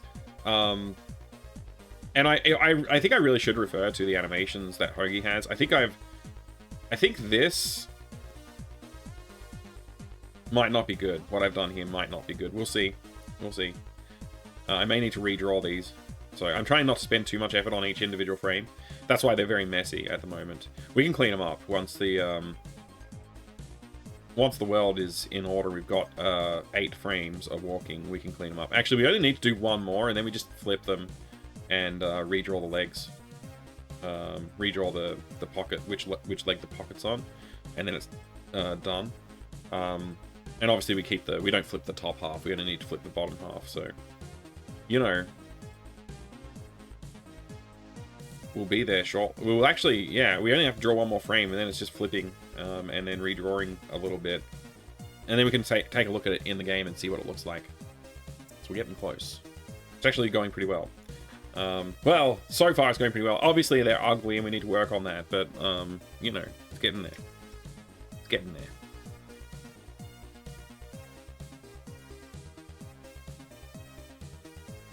I am still live, right? There's been no activity in the chat since last time I looked, so I just have to check and see I'm still live. It looks like I'm still live. Man, I'm really happy with the way that I did the original character design, though. Like, I came out much better than I anticipated. And I'm just like, I'm struggling to keep up with it when I'm doing the animation now. Because, you know, it's definitely outside of the realm of my normal style of drawing that I go for. Whoa, hey, whoa. There's all this chat now to confirming that I am live. No, I can see. You're doing your own dev? That's awesome. That's great to hear. People are working alongside me. It's very encouraging to hear. I'm fine. Thank you, Hictor. Dr. Zero Refraction. Imicat. Hey, Imicat's still here. What? You're still awake, Imicat? Rest well, Imicat. Have a good sleep. Thank you, everybody, for letting me know that you're still active. You're still here. Imicat, go to sleep. Oh my gosh. All right. So this step. So I didn't really talk about what I was doing. I was looking at the frame that's behind. I was looking at these and just trying to like copy that position a little bit. So like, you know, right leg on the ground, left leg a little bit back, right leg on the ground, left leg a little bit back. You know, I was just looking at those and just trying to go from there. So You see, like, okay, slightly forward. Stretched fully forward. I don't think I've hit the mark with a stretched fully forward one, but I did try. I did try to hit that mark. Hopefully it looks okay. We'll see. We'll see what it looks like in game. And this one that we're about to draw is like squished down, knee bent, putting all that pressure on the front leg, which is actually the left leg, and then actually like taking the pressure off the right leg. So yeah, I gotta somehow like make this look correct from the front. I'm gonna try. It's gonna be hard. Also, it looks like the torso. I've moved the head position, but the head position actually moves around in the background. So like her head is actually squished down a little bit further on her torso. So her torso should actually be a little higher here. And I haven't done that for any of these, so I may have to do some other further adjusting based on that. But we'll see. We'll see. Anyway, I'm just going to try, because I can't match the knee positions exactly here, is one thing I'm noticing. With the torso as low as it is, I can't actually hit those marks. But we'll see. Oops, I keep on doing E for eraser, and it's actually E for ellipsis selection, and I have to do, ellipse selection. It's Shift E for eraser, which is annoying, because it's different than the other tool, Krita. So let's just do... Let's create a quick remedy to my issue.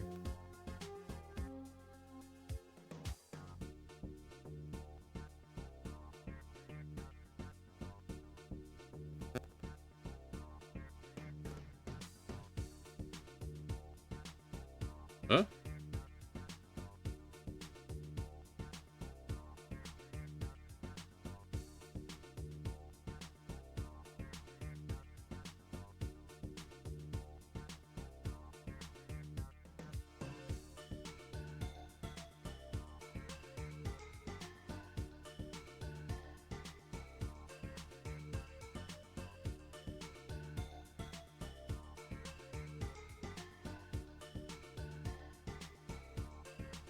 Hopefully that slight remedy there will help.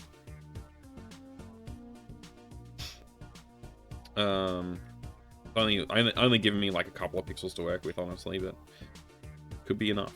All right, this knee will be right there.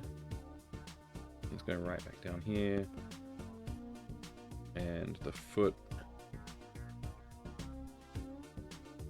about there.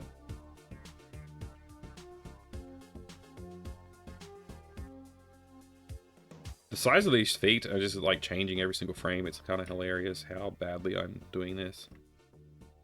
I think I've gone with thicker thighs than necessary, but I also want the knee to look like it's coming into the foreground, so we'll go with thick thighs for now. This knee is pretty much straight down. And then,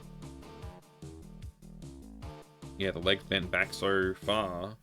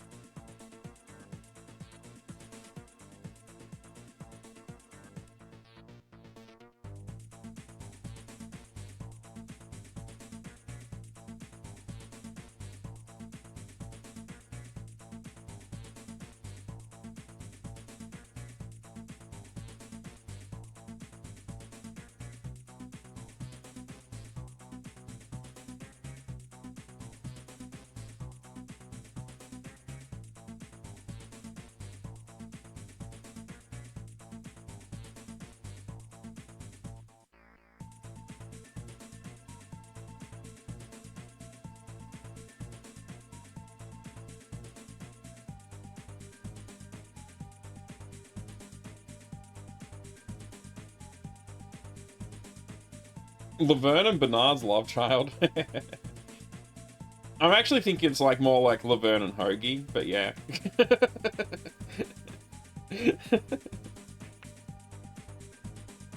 Oh, good stretch.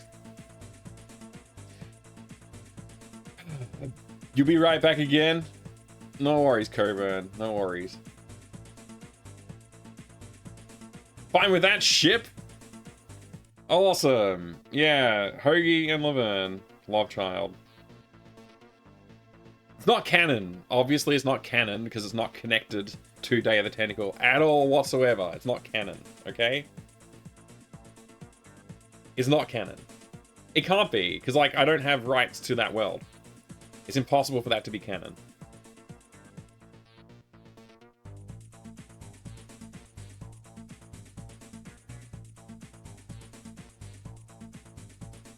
Well, let's just do a tiny bit of cleanup on these.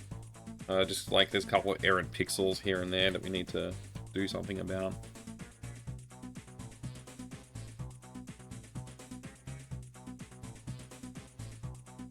I mean, I'm not going to perfectly clean it up. I just wanted to just tidy up a couple of those errant pixels. There's a little bit too much noise there for when we try and look at it animated. This is going to look weird. She's going to bob down like so deep in her walk cycle, but she does that anyway for her normal walk cycle, her regular walk cycle. So we'll keep it. We'll keep it. All right.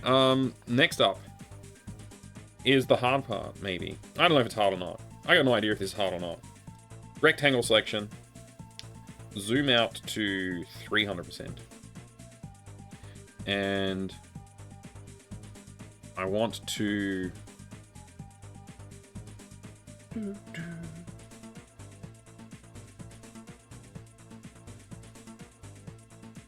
I don't know what I'm doing. I think it's... If I look at the frames above, I can see this is this just flipped. So I'm going to do this flipped here.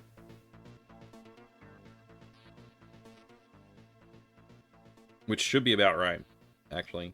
Yeah. Yeah. Okay, rectangle selection. Whoop. Control C. And over here, I'm going to start a new layer with this one. So Control V. Okay, obviously I have to do the annoying thing. There we go. I'm going to zoom in now. I'm going to zoom in a lot, actually. There we go. I want to position this perfectly. That. And then I'm going to layer, transform, flip horizontal. And I guess I need to reposition it perfectly again. I guess about there.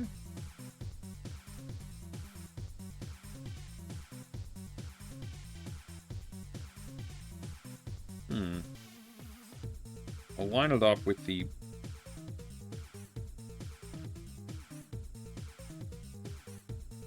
belt, I guess? Somewhere about there, it looks about right. Alright, and yeah, we're gonna go new layer here. And this layer, we're going to layer to image size. And on the layer beneath, we'll start using our eraser tool. Get rid of all of the noise in the background from everything else here.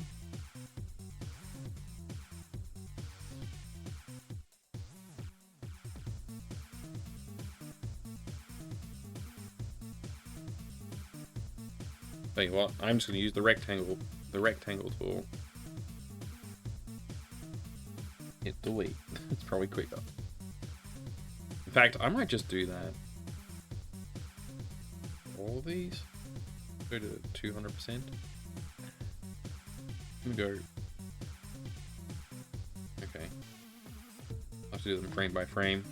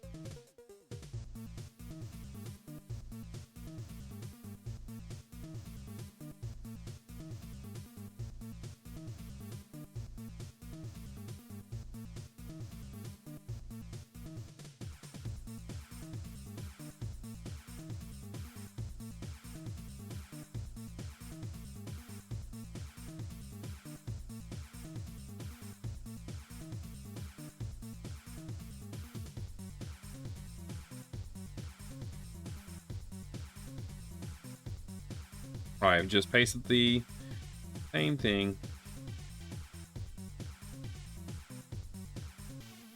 Need to copy from this frame.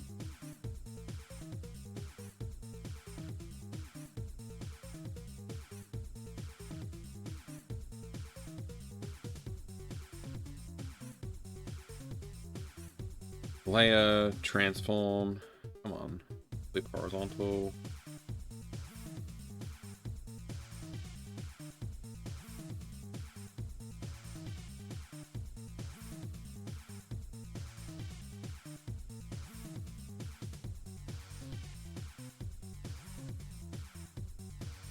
Need to zoom in. I can't see what I'm doing with my pixel alignment.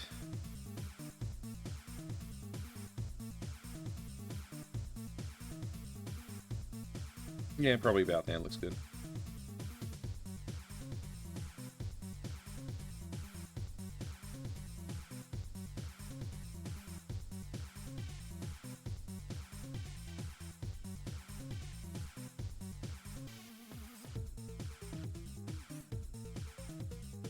Oh, I'm getting some of the background elements. That's annoying. That's not what I want.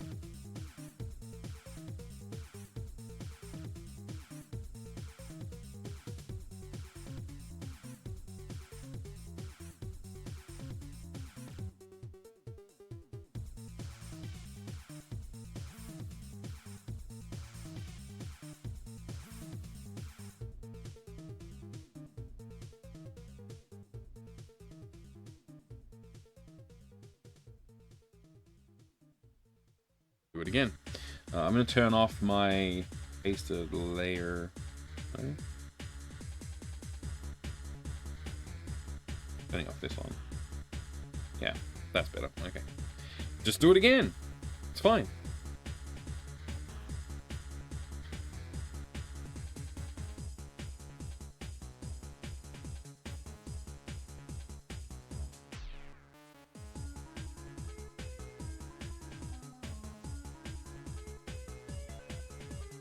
I already have this one.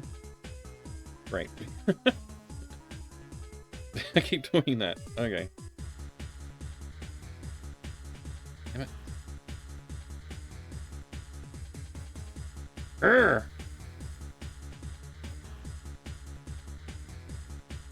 Okay.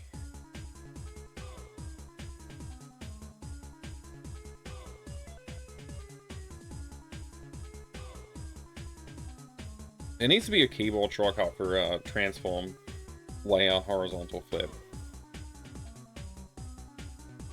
I don't know why that just happened. Great, now I have to do that again. Layer, transform, horizontal flip.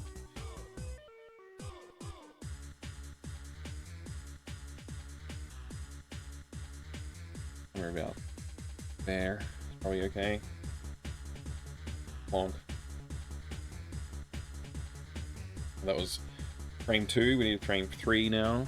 Frame 3, please. Control Shift C. Oh no!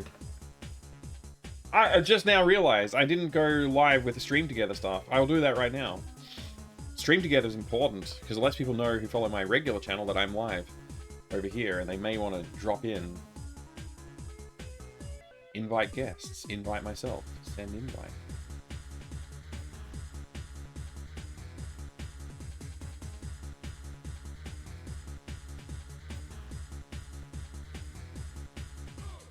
Join.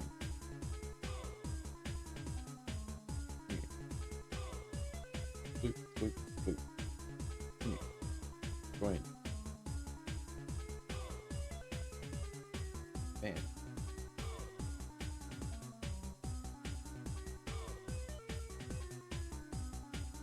Okay, I'm now live on my own channel.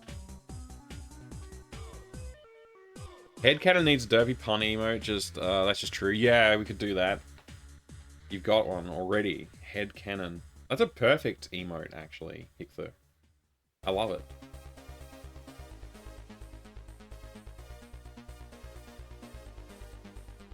I like Zophar's cannon. It's very, very powerful. All right, I'm distracted again. Sorry. My fault. Alfred and the Fetouche. I don't know how to say your name, but hello, welcome, Alfred. What's on the agenda this evening? Well, I'm animating the walk cycle for this character, which you can kind of see here is pretty rough.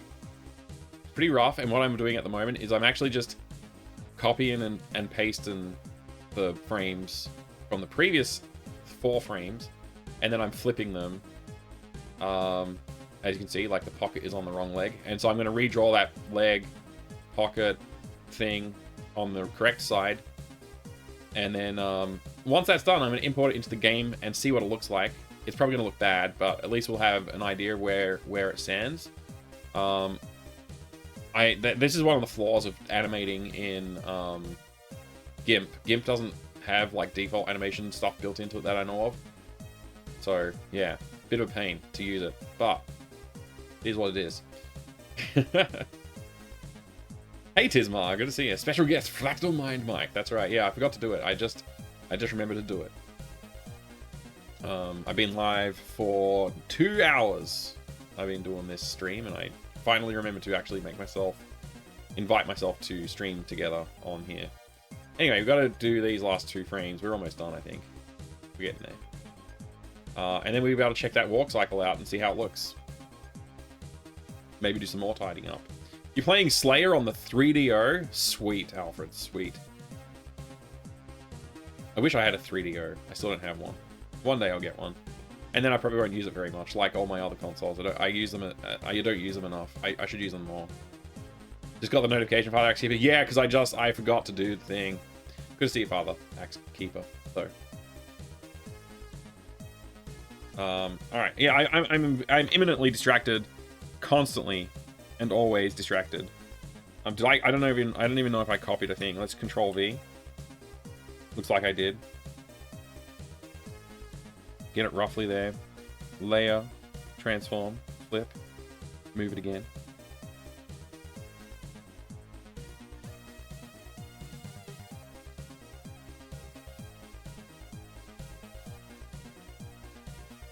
That'll do.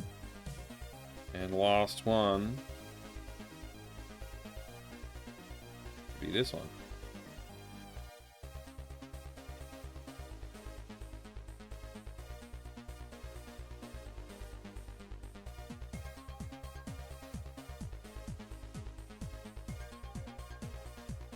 Layer, transform, flip. Why does it flip so weirdly?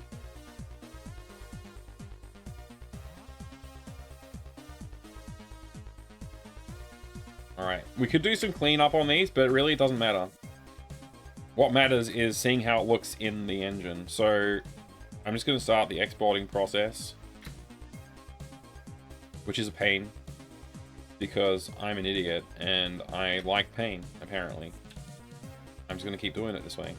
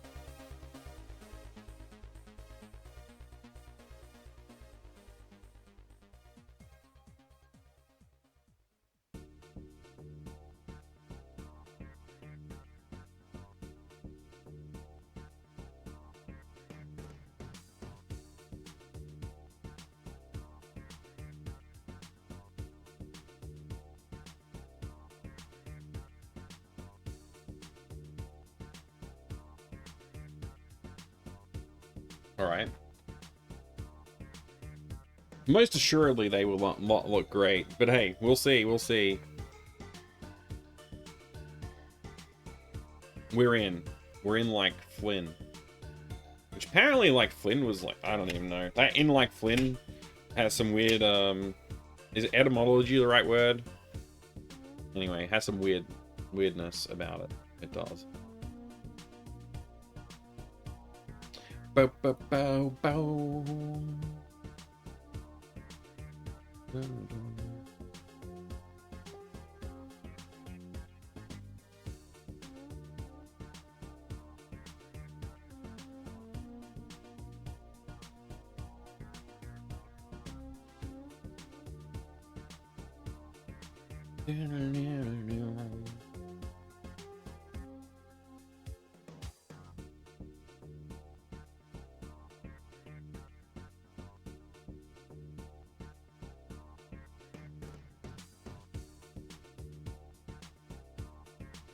Really wish Asebright had better drawing tools. Yeah, I haven't tried Asebright for a while, but I agree. I kind of wish it had better tools.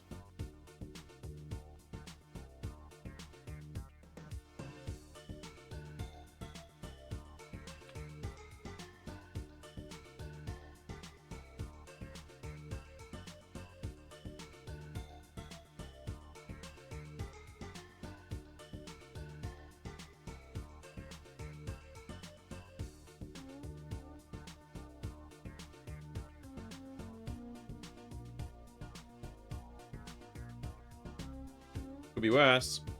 Could be worse.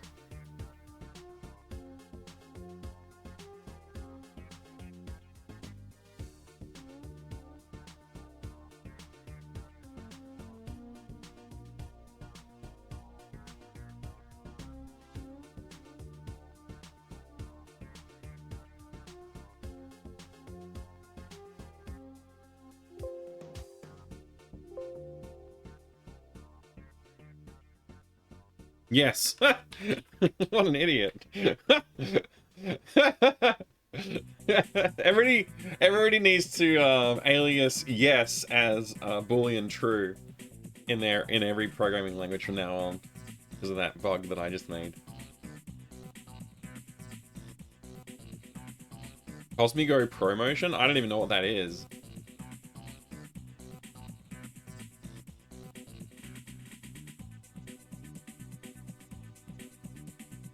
I'm willing to accept that as I walk down animation, you know? Honestly, it's fantastic. It's bloody brilliant. That's a brilliant walk down animation. I just have to smooth it out, clean up some of those pixels. It's beautiful. Everything about this is beautiful. I thought it was horrible. It's not horrible. It's actually great. You little ripper, indeed. Alright, we got it. We did it. All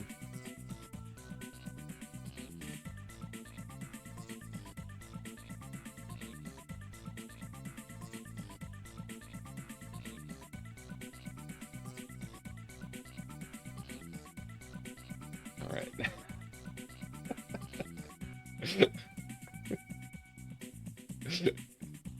Oh man, what an awesome! This is fantastic, man. I'm so pleased by this.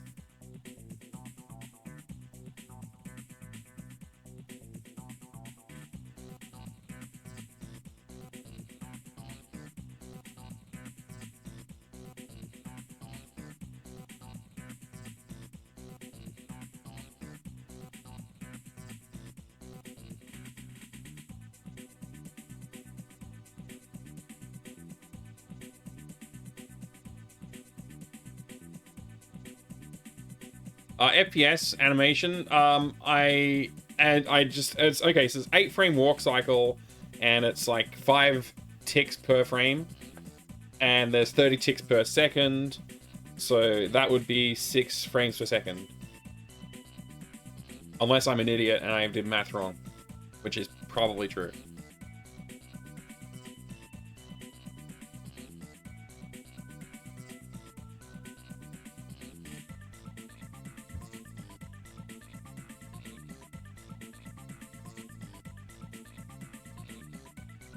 6 5s are 30. So yeah, it should be 6 frames per second, I think. Anyway, I'm going to use the bathroom since we have a success. I'm allowed to reward myself with a bathroom break.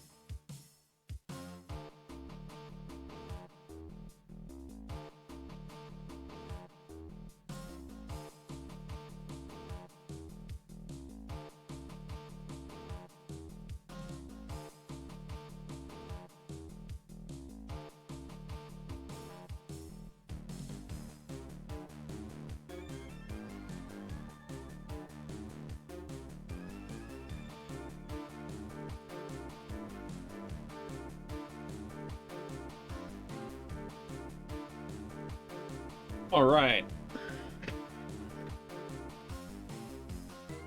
A good, nice, goofy LucasArts bounce vibe, like Data Tentacle. Yeah, that's again exactly what I love to hear. Thank you, Toasty. I don't have a no command in this channel, 09, but you can use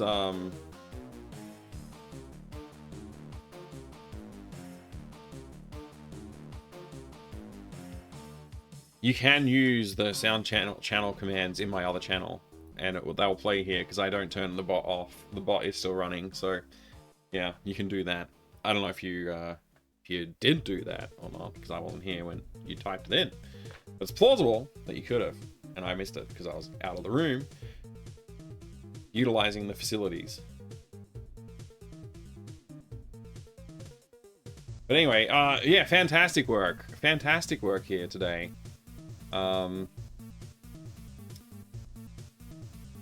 As rough as it is, it needs about as much cleanup as the walking left and right animations do. Yes, indeed. And it seems to work. Seems to work. And like, good enough is good enough in my opinion, right? Like, if I clean those up and get them like nice and neat, and they're not like so drastically badly done, then we're sweet, you know. The walking up animation needs to be done. I'm not going to clean this up right now. I'll clean it up. I'll clean them all up in one like fell swoop. We get them working how we want, then we'll do cleanup.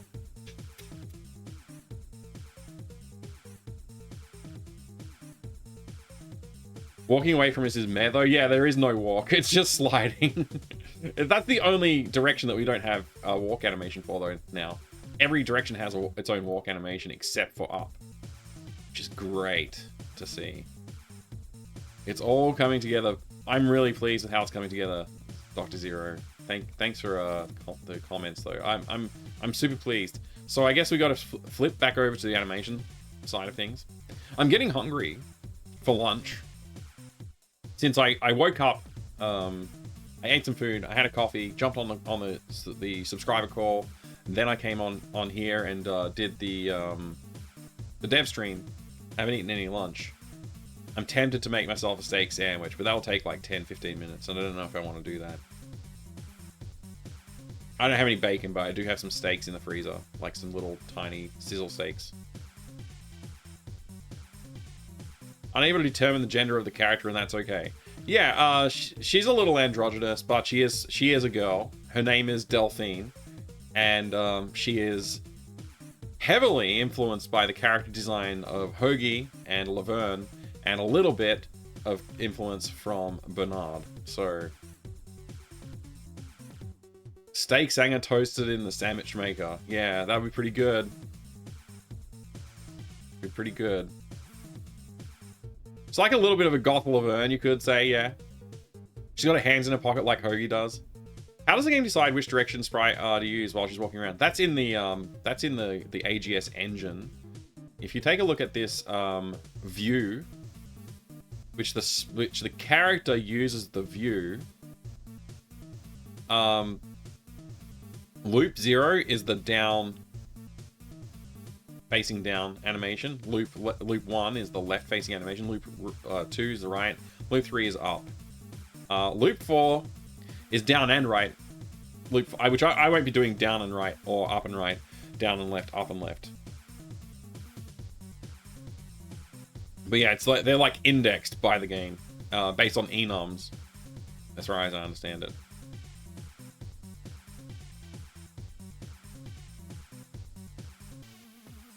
Love child Hoagie and Laverne.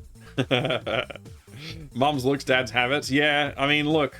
I'm not going to say that that's what the canon is. You can have your own head canon that justifies that, but there is no official canon in that direction. It's just inspired by those characters.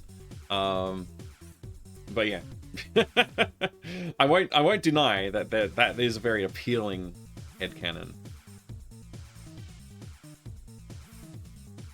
Toasty, let me show you something. Let me just make another little change over here. You know, I'm going to... Programming time. The glove's coming off. I just threw it and it went behind my thing. I don't know, that was bad. I thought it would be funny if I threw the glove, and it wasn't funny because you couldn't even see that I was throwing it. Anyway, I got the glove back. It's fine. Programming time for a little while. I'm going to do a little thing that I've been thinking I should do for a while, and I haven't done it yet. I'm going to go ahead and create a global variable, add a new variable. It's going to be called testing. We call it quick test. Quick test variable, and it's going to be I'm going to go with boolean. I'm going with boolean, and it's going to be defaulting to true for now, but we'll disable it later on. Quick test is true, and then I'm going to room 1, and I'm just say quick test, bam, and I already have a variable called quick test in here somewhere. We're just going to do that like that. And then I'm going to go out into the backyard script as well. And the hose interact doesn't matter. Kitchen door interact doesn't matter. Forest interact. Or quick test. Coop interact. Or quick test. That should allow me to visit any room that I want to if I'm in quick test mode, which is what I want. Your work blocked node.js.org as a threat this week. My poor Java dev has been trying to figure it out for days. Oh no. Oh no. Your developer tools were blocked by the organization? Who blocks developer tools?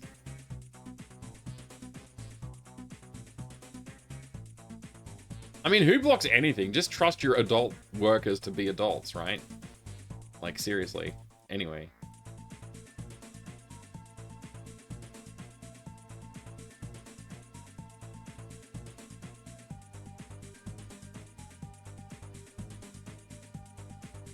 Check this out, Toasty. Check this out, Toasty. You're gonna like it, okay? You ready?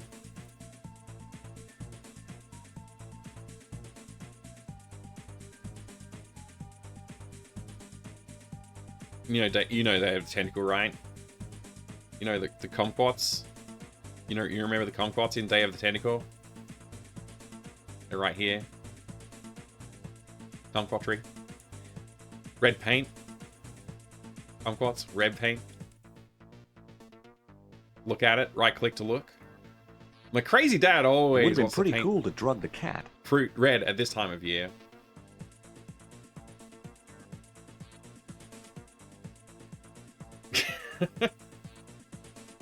I'll leave that for Dad to deal with.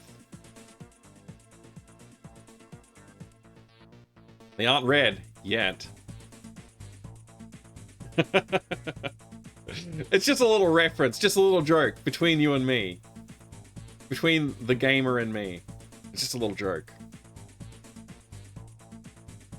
To acknowledge the references, you know. A nice little callback, yeah. Officially, there is no canon. It's a nice little callback, you know.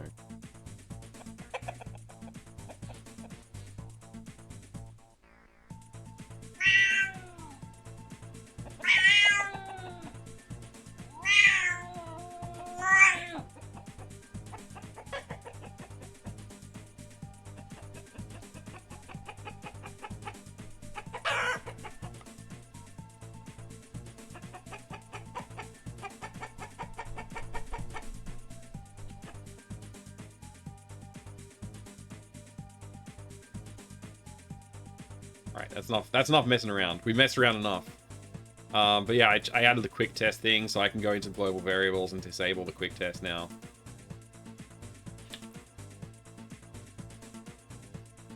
And now we shouldn't be able to just wander into any room.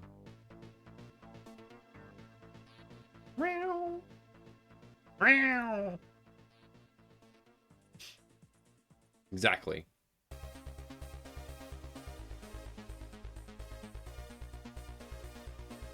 All right, back to the art. We did a little bit of, tiny little bit of programming just to make that a little bit more fun. Someone drugged me to sleep. Just lick some melatonin.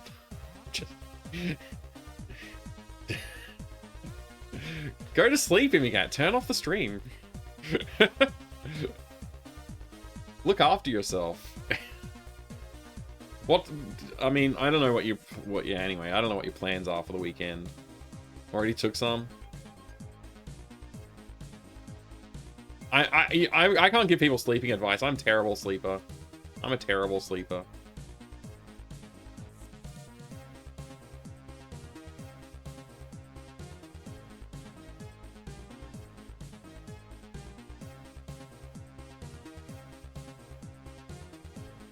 Man, we're doing well. We're doing well. I gotta eat some food, though. I really do need to eat some food. You're over here drinking a big mug of coffee.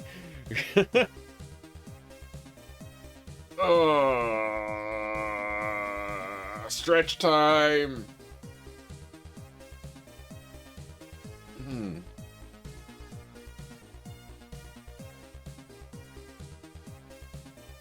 Closing the stream does sound like a good idea. It's probably a bit of a distraction if you can. You should probably do that. Then you can't listen to me. Well, I'll tell you what. I'll go make myself a quick little sandwich or something to eat. Maybe I'll make some dim sims. I'll microwave some dim sims. Not the same as like a properly steamed dim sim, but that's quicker. So I'll do it. I'll do a microwaved dim sim, and I'll eat some dim sims. Yeah, bloody cack's gonna have some dimmies. I cheat. I put the calories in the coffee. Ah. I don't have any Tim Tams in the house. Otherwise, I would eat a Tim Tam. I could totally do a Tim Tam slam right now. But even with all my procrastination today and all of our fun discussions, we still did one of the 2 big tasks on today's list. We're going to do the next big one, and the rest of them just clean up. Cleanup's not so bad. It's just like, oh, you're going to move some pixels around, you know? I mean, essentially, that's all we're doing, moving pixels around, but, you know, walking up animation, that's the last blocker for the entire freaking project. All the cleanup work, and then we're done. That's all we have to do for today, and I've still got 3-4 hours before I need to do anything else today, other than, like, eating food. Before I need to do my stream for tonight. And then we got tomorrow, polishing some art, adding some Easter eggs and gags and stuff. Game code, clean up around everywhere. Yeah, so we're real close. We're doing really well. We're doing really well. I'm just procrastinating by looking at the list again. But yeah, this is up next. Walk up animation is next, and then clean up. Clean up shouldn't take too long, I don't reckon. It's like, hey, the dimensions of the legs are too thick here, and like the hands aren't actually drawn in the pockets. Maybe I want to add a little bit of secondary animation, like secondary motion, so like the hair bobbing up and down as you walk. That kind of stuff. Fridge opening animation? No. No, not at all. Zero intention for that. I have zero intentions of animating the fridge opening. There's no point. Like, it's just like, you know, you get the idea that you're interacting with the fridge, and that's all that needs to be communicated.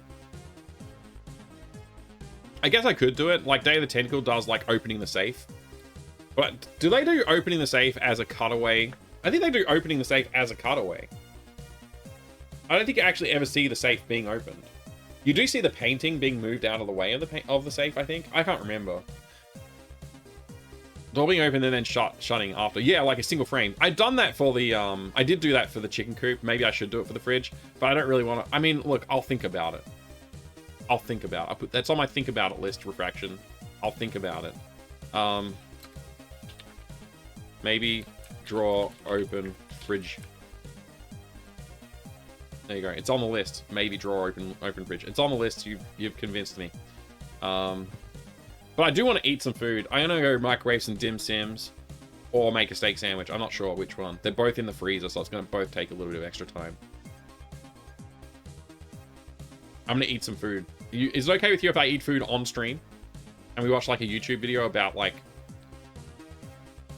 I don't know, maybe we'll look up a like dumb programming video or something. And I can complain about it while I eat.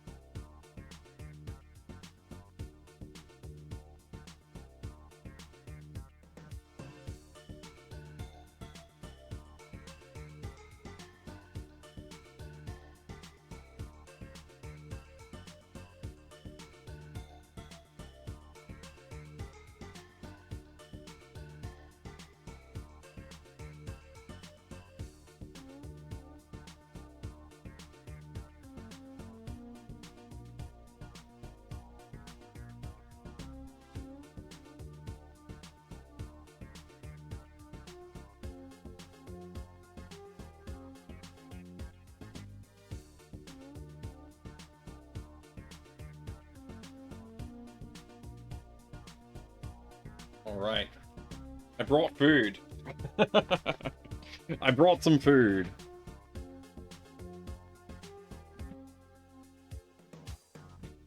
I am back. All right, I don't know what we're going to do, though. Like, what's on... What, YouTube? YouTube... Programming... Video. Like, I don't know what to look for. Every programming tutorial. 29 seconds. How to start... No, I don't want to watch that. Introduction to programming... No. Maybe I shouldn't have searched. Maybe I shouldn't be looking for this. This all sounds really annoying to watch. These all sound very annoying to watch. How to create coding tutorials? Or at least, how I make them. I don't know, maybe that'll be interesting. Maybe that'll actually be interesting. Let's stop the music. Let's have a listen to this video. You found my next game on to stream, Leisure Suit Leo 2, The Secret of Maniac Island. It's on the Commodore 64, $4 on itch, Protovision. Yeah, drop a link. Drop a link, Bloody Cactus. That sounds interesting. Making coding tutorials is a pretty fun hobby that can also make you money and help you with your professional life, Oh, like really? jobs or uni applications. Okay. But making good tutorials does require some basics. Do I need to have a different accent to do a good programming tutorial? Are all the best programming tutorials like different accent than Australian? Or am I going to have a problem with that? Is that going to be my first hurdle? Australian accent? Read the description first. He's making program ASMR videos. Wait, what? I agree through process of how I make and explain... What? That's not what that one says. Code Parade. Wait, Code Parade is a great YouTube channel. Lots of devlog stuff for his upcoming games. Okay. This is called Clear Code. The Google description? Oh man, I have to click back. I recently started making programming ASMR videos. This video helped me a lot. I even drew Robert Downey Jr.'s sketch in 1 minute. This is like a comment. That's a comment, I think. That's not the video description. Making coding to... Right? Alright, I don't know. This is my first time trying to do any kind of reaction content. Tutorials is a pretty fun hobby that can also use as some of the better ones. But the tools I am using are pretty common anyway, so it really doesn't matter. Okay, he's talking about boring And a quick note before I start. This is a video on how to record coding tutorials. I Okay. will not cover how to teach coding. Those are two very different things. But I will talk about that in the future as well. Oh, So really? get subscribed if you don't want to miss those. I'm eating dim sims, by the way. So, If for you the don't know what a process dim of sim looks like, recording, there are a couple of things you have to be aware of. they look like this. First of all, you need some tool to record got your some sauce on screen it, but and your voice. looks like And that you do with OBS. This one is completely free and used by Yeah, I use pretty much OBS for everyone everything who streams or as well. records anything on a computer. I use OBS And for that all is my because stuff. it allows you to record your entire screen, a single window, your webcam, your microphone, your game feed, Mhm. and about 10 other things. Yep. I think it's, well, perfect for it. And record my screen. Yep. Oh, now that you can record, there are two things you have to figure out. How to audio. And let's start with the visuals. And for a coding tutorial, what you probably want to record is some kind of code editor. Yeah, probably. In my That makes case, sense. I use Sublime Text 3 with quite a few changes to the styling, Mhm. primarily to give as much space as possible to the actual code. And you can see how this looks on the screen right now. And to illustrate why that is necessary, let me show you how it could also look like.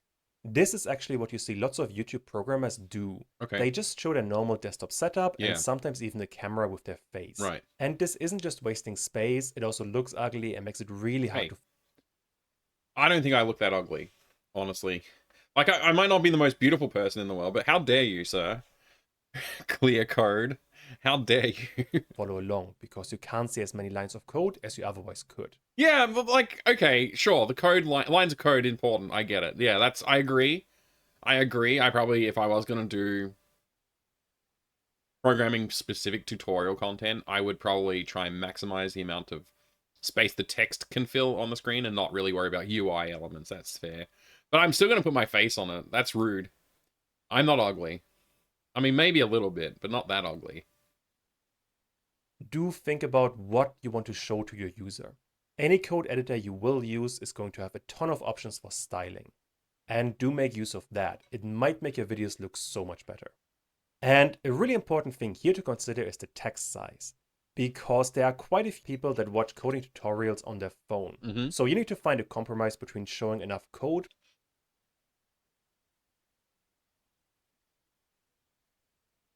That's why my text is so large.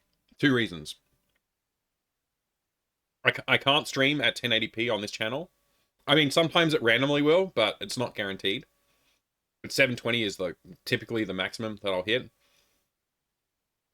But even though I'm broadcasting, like, my signal is, like, trying to go out at 1080p. Like, that's why I've set up all my canvases and stuff in OBS. It's 1080p. But I know it's going to get sampled down. And also, a lot of people on, like he's saying, like, people are looking at it on phones or on, like, low resolution on Twitch, those kind of things. They won't necessarily see all of the detail that is actually supposed to be here. So I make the text size large for that purpose. Which goes counter to his point, by the way. That's counter to his point earlier of, like, hey, make the text, as much text as possible on screen. But also make your code readable on small screens. In my case, I tend to show about 30 lines of code on one window, which is still a fair amount of lines, but you can also see it on a very small screen. Now, in my case, I also like to draw on the screen with a pen in the style of Khan Academy, which I find really useful to explain additional topics. I've never watched Khan Academy before, and I've never needed to draw on my text. I don't think I've ever needed to draw on my code. But then again, I'm not trying to teach people how to program. I'm just doing demonstrative stuff, so maybe. And the software you would use for that is Epic Pen on Windows and ScreenBrush on a Mac. And the physical pen and tablet I use is a small Wacom tablet. But you could also find much cheaper tablets. But you could also just draw on Paint with your mouse and then you wouldn't have to pay anything. So play around and see what you would prefer. OBS has, like, a plugin for drawing. Apparently. I've never used it, but somebody sent me links to it before. I think I really should probably, like, start using that kind of tool more. I think I should probably do that more. Like, for, like, regular streaming, sometimes I want to talk about the stuff that's on the game. I'll like, stop playing the game for a minute and talk about it. Sometimes maybe being able to draw on the screen would be actually good. And I know other streamers do it. Other streamers do have tools like that for OBS that they use. Maybe I should consider doing that. Not a bad idea. Why is, like, that the most rewatched part? The Khan Academy comment. Like, drawing on my screen. Whatever. I guess that's a pretty important comment. But that is all you need for the visuals when you record. So yeah, Sonneveld does it quite a bit. I don't have Sonneveld's tools. I'll have to ask him. I'll have to nag him. Next up, let's talk about audio. And here you could spend anywhere between $20,000 and $20,000. High-end audio gets ridiculously expensive. Yeah, it does. Now, that being said, you really don't have to spend too much to get audio. But I would really recommend to spend at least a little bit. It is going to make a massive difference. And there are 2 things you need to be aware of for good audio. Number 1, you want to get some kind of external microphone and ideally a pop filter. And do not use the inbuilt microphone. I think this is just obvious stuff, like audio, like it needs to be good, but, like, at a certain point it's diminishing returns on how much money you spend. Like, it's pretty, anybody who's, like, actually played with this stuff knows that already. I don't think we need to spend too long talking about audio.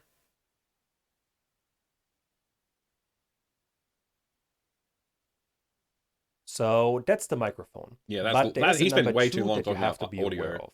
And that is the room you are going to record in, because that really matters. Yeah, the room matters, but it's not like a room with lots of wooden floors, thin curtains, and no bed or couch. Yeah, that's also true. He's still talking about audio. And all combined, if you spend about 12 still talking about that.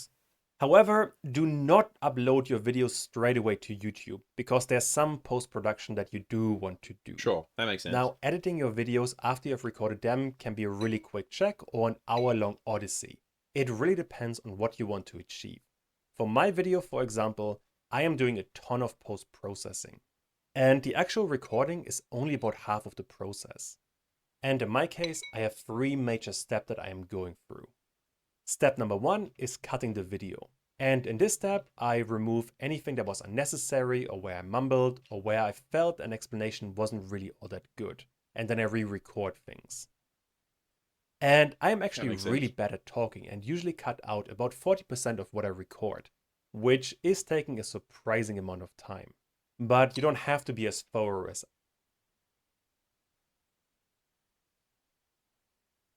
If you're cutting 40% of what you record, if you just get better at talking, which is a skill you can practice,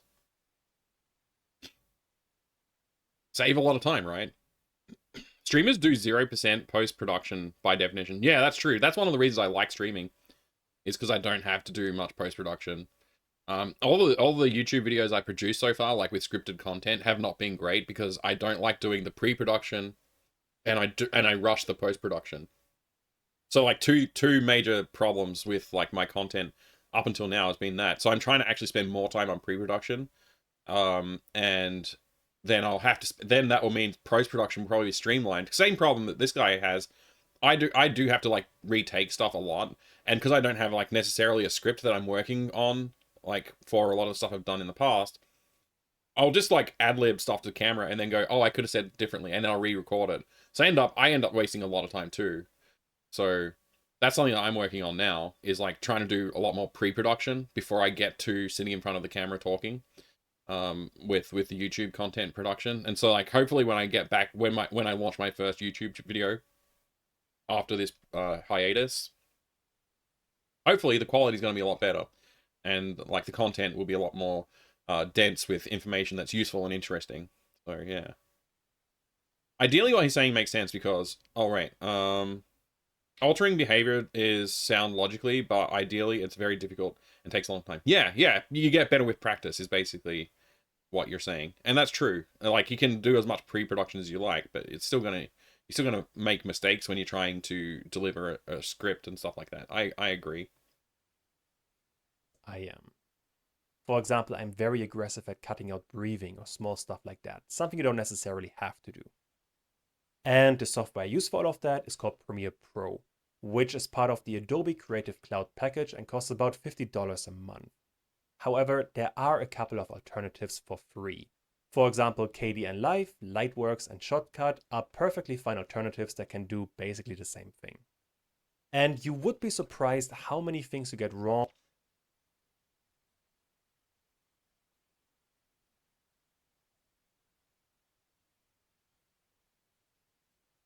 This video is only 2 years old, and he's just said Premiere Pro, and then he's just like all these crap, like horrible tools. I've used Shotcut. I haven't used Lightwork or Kdenlive, but I'm pretty sure I've seen them, and they're not much better than Shotcut. Shotcut was crashing all the time. When I used it years ago, it was terrible. I don't know if it's gotten better, but it was really bad. Crashed a lot. Use Kdenlive since it's native to Linux. Yeah, I mean, great. I guess that's good. I use what's it called again? Blackmagic's tool. Resolve, DaVinci Resolve. It's so much better than any of the other tools, and it's free. And I'm pretty sure it's better than Premiere Pro at this point as well. I'm pretty sure Resolve is just like the industry's best tool for like prosumer or, you know, consumer level software. Everything else is terrible by comparison. So I can't believe he didn't even mention it. Basically the same thing. And you would be surprised. Oh, Linux, yeah, sure, it might might crash for you. Or sure. mumble when you record the tutorial. So I would definitely recommend cutting out the unnecessary parts in your video. And this would also involve cutting out the beginning when you start the recording and the end when you stop the recording. And this would make your tutorials look much more professional. Then for number 2, I work a bit more on the audio, and this is a fairly quick step actually. All I do is I remove silent background noises like breathing with a noise. You could already have noise gate in OBS. You don't need, this is a waste of time. Gate, and then I normalize the sound to make sure the Normalizing maybe you need to do in post, but you could probably take care of that in OBS too if you really set it up properly. Audio stays consistent. Both steps combined take about a minute and do have quite a noticeable impact, so I would definitely recommend doing that as well. And the software I use for that is called Audition. Yeah, I use Audacity. Audition, I don't use any Adobe or products. Like I just don't use Adobe products because they're horrible. They're model of like, hey, you gotta like license this and like pay every month or year or whatever. Like horrible. It's all Adding about adding visuals. visuals. This is And this probably is an the interesting really part. extensive part. So whenever you see an overlay, some text, or an illustration in my videos, all of those are made in post-production. And this is a process that can take a ton of time. Yeah, that's what I Which found. is why very few people actually do it. And for this step, I use a software called After Effects, which is Okay, using basically After the Effects. industry standard for motion graphics. Is there an open source tool that's as good as After Effects for that? I think that DaVinci Resolve has something built in that's After Effects like. I forget what it's called. I've used it a little bit. I found it very awkward to use though. But yeah, I used it for like some of the in my a couple of my videos. I decided to start doing some of those like graphics overlay stuff, and it was like I didn't love doing it. It was a bit of a pain to do, and it felt very imprecise as well. And if you ever wanted to make motion graphics in any capacity, you would use After Effects. It's incredibly powerful for that sort of thing. And to cut down on time for my videos, Oh, I no use alternatives. a ton of code to No alternatives offered. Okay, well that's pretty annoying. automate quite a few different things. For example, whenever you see an animation on the screen, chances are that I didn't actually manually create this animation. Instead, I wrote some code to automatically create this animation. In After So Effects? all I really have to do is to drag and drop stuff into a timeline, and then After Effects takes care of the rest. Wow, okay, I didn't know And After Effects if you had want that to learn how to copy pipeline. that kind of stuff, I wonder if DaVinci Resolve has that kind of like pipeline, because that addresses my annoyance with like being imprecise. Maybe the tools I forget what they're called right now, but the tools in Resolve, maybe the motion graphics tools in Resolve also can be like more precisely programmed. style, I have made an entire separate video on how to code in After Effects. So check that out if you're interested. But generally, Oh, part of the audio issue might be because I'm not using earbuds, so it's coming through the microphone as well as through the video, Jay. you don't really have to use After Effects, and this process does take a ton of time. And especially early on, it probably isn't going to be necessary, but do play around with it. Now, obviously, After Effects does cost money, and I'm not really aware of all too many alternatives. The one I am aware of is called Natron, but All right, so I just muted myself for that segment. Maybe the audio sounded slightly better. It doesn't sound great. I agree. I don't know how much money this guy spent on his microphone setup, and like he could use a de-esser, like a little bit of like there could be some things he could add in his pipeline to make the audio better for sure. I agree, but I don't know if how much it was clouded by my microphone replaying it over top of itself, kind of thing. I'm not going to mute myself anymore. I just wanted to do it for that segment so you could hear the difference. I have never used it, so I can't really tell. But do experiment around, maybe you get something good out of it. And that is my entire process. Now, Right, so he just says Natron is an alternative, and I've never seen Natron before. He doesn't link to it. Okay, so I guess I have to look up Natron. I probably won't use it. in my Probably case, my answer. my process is very time intensive, which is why I don't post all too often. So if you are just getting started, play around with what style you prefer. Mhm. So how much do you want to explain? What kind of tutorials do you want to make? Mhm. Do you want to make more basic ones with more explanations, or Mhm. more advanced ones where you expect that users already know most of the things? I don't plan on making programming tutorials. I just thought this would be an interesting video to watch to see what the process is, but yeah, I don't plan on making programming tutorials at this point. Natron is open source plus cross-platform, but is it good, Bloody Cactus? I don't care if it's open source if it's not good. It needs to be good enough. Like GIMP is good enough that I can use it to do what I want, and it doesn't crash all the time, and like the tools do what they're supposed to do. If Natron can't do that, and it's like annoying to use, if it's difficult to use or it's frustrating, then I can't use it, right? Like, it's great if it's open source. I appreciate that. You've never touched it, but you don't do composition effect stuff. Yeah, that's fair. I would like to like look at what the alternatives are. I also like to learn. I probably should spend some time doing some tutorials with DaVinci Resolve, because I mostly have just intuited my usage of DaVinci Resolve. And I can't say that I'm doing an amazing job at it. So, yeah. Anyway, I think that was a fun little diversion, and I got to eat some food, so that was goal achieved. I'll go take this out of here. I'll get rid of this. Yeah, I'll get rid of this, and I'll be right back. I'm going to fill my teacup up as well. But yeah, I'll be right back, and we'll continue with our game dev process. We just have to do one more animation, and then do some cleanup, and I think we've got time for that. So yeah, I think we're gonna hit our objectives for the day, which is really good. Objectives being hit would be awesome. I'll be right back.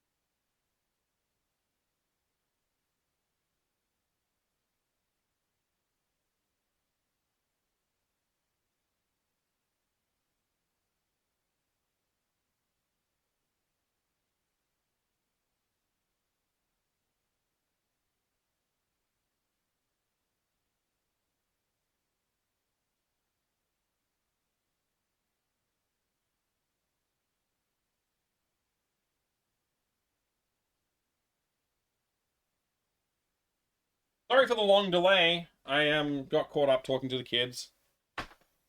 I'm home with them at the moment. Wife is out, so I just had to talk to them. Talk through some stuff. Welcome, Fornado. Good to see ya.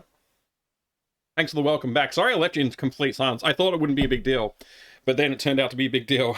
And I was like, I should probably go back. Anyway, everything's fine. We're getting back into the art now. We're going to draw them walking down, walking backward, walking up into the screen. Away from camera. Walking away from camera animation. We're going to do that, and then we're going to go back through all the animations for the character walking around and such, and clean them up. We might even do some cleanups of the poses as well, because I don't think I ever really did a full cleanup on that. And if we have time, we're going to do some background art updates as well. We're getting dangerously close to being finished here. Alright, sorry about the complete silence. Yeah, that's pretty bad. That was bad. That was a mistake on my part. I apologize for that. We got some music back now. I'm going to flick back over to the art scene over here. We're ready to roll. I also ate some shapes. Ate some shapes while I was talking to the kids. They were good. Good plans for today. Yeah, we've made real good progress on the like, honestly, I was really surprised how well the animation worked. I did my first pass at it and it was like clean enough. I could totally use that. Just need to like tidy it up pixel wise, but like the motion looked good enough. I was like, that's great. Let's do the next one. So let's do the next one. Where's my mouse? There it is. Okay. So let's just first thing I'm going to do is actually I'm going to save this because I like to have the reference art at least that I was using when I'm creating all of the outputted frames. I just want to have like a single thing with all the frames in it. Unfortunately, I didn't do that for the last one. Blah blah blah. What am I doing? I'm users, mic, documents, semich, room assets, characters, the guy, walk.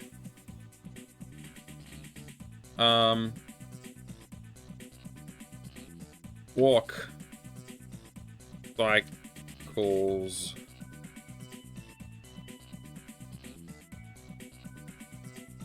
Oh man,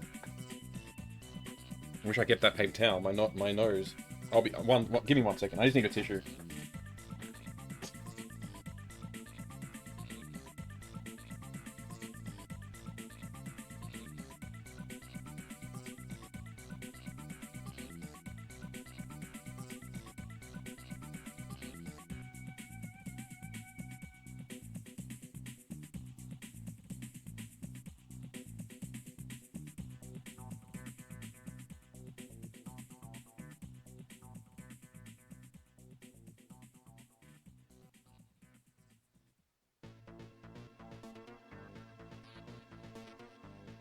Sorry about that. Again.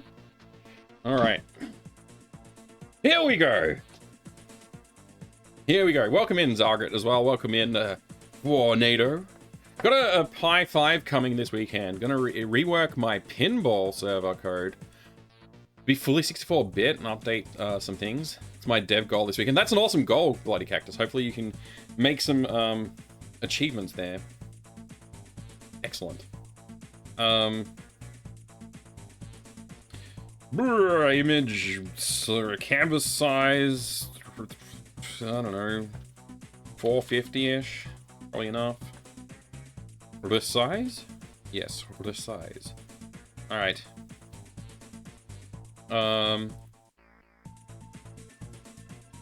Control Shift C,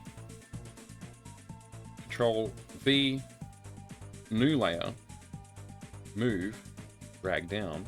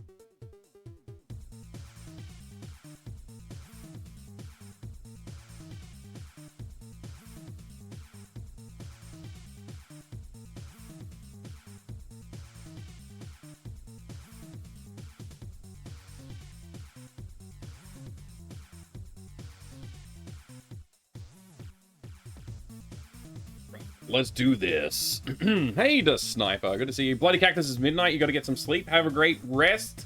Good luck with your programming projects this weekend.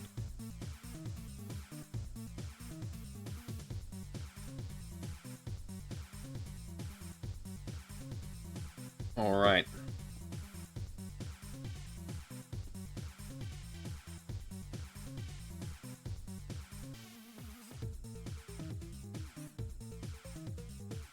All right. It's drawing time. What the hell is wrong with me? Anyway,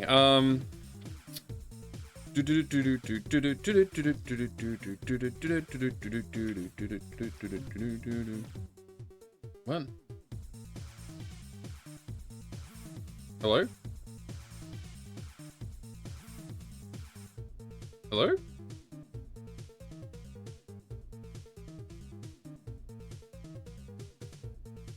That was weird.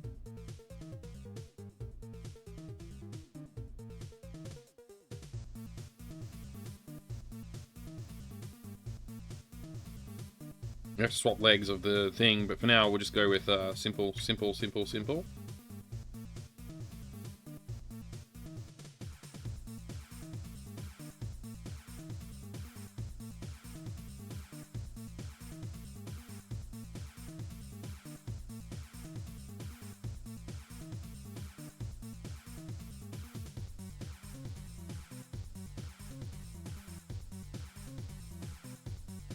I'm gonna production line this, and just do the erasure.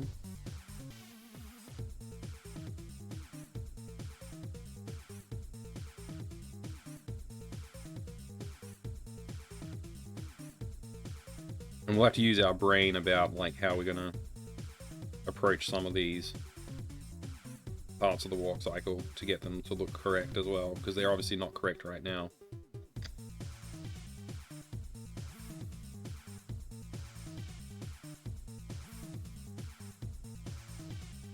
Oh, I never fixed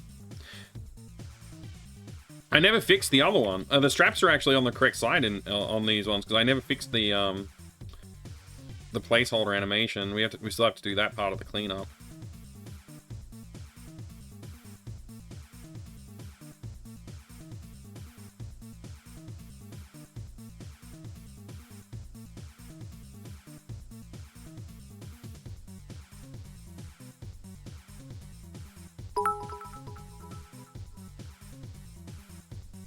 What? Palerzan Fine. cheered 100 bits. So this where Refraction Woo Woo is hiding. That's I did right. wonder where he was. Ah. What was happening? What have you been up to today, Pi? You've been busted, Refraction. Busted.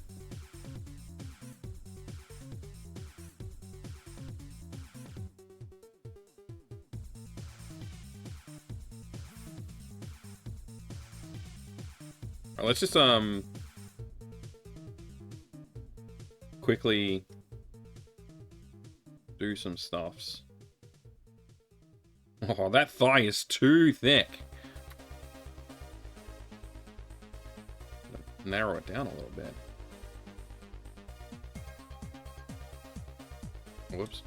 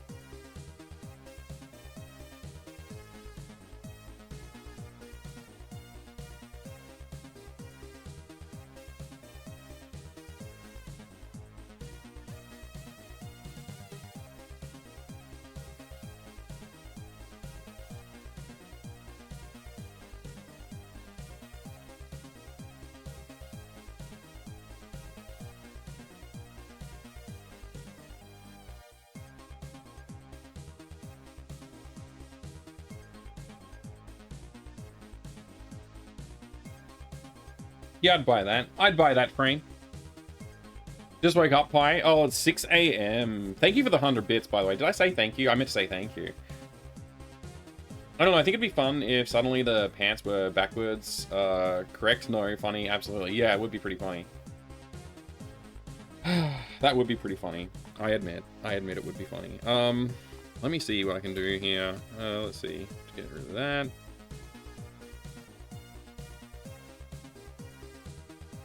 I personally have no problem with thick thighs, it's just this character doesn't have them. So it doesn't make sense to draw them that way.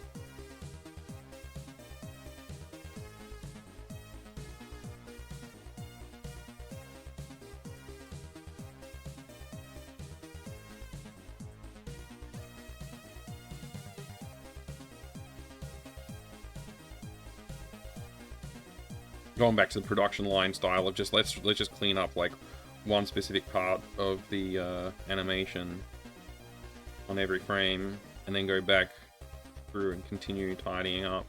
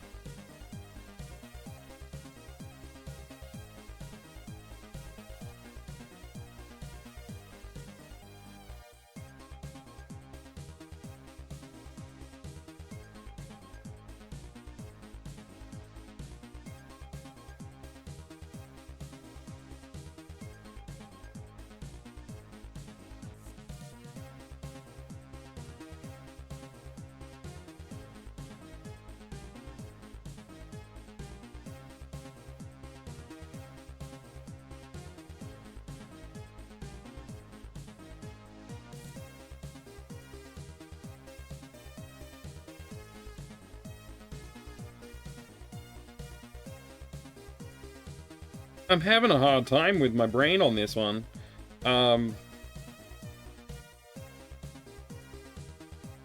That leg's going further away. I mean, this leg should be feeling closer, and that leg should be feeling further away. So...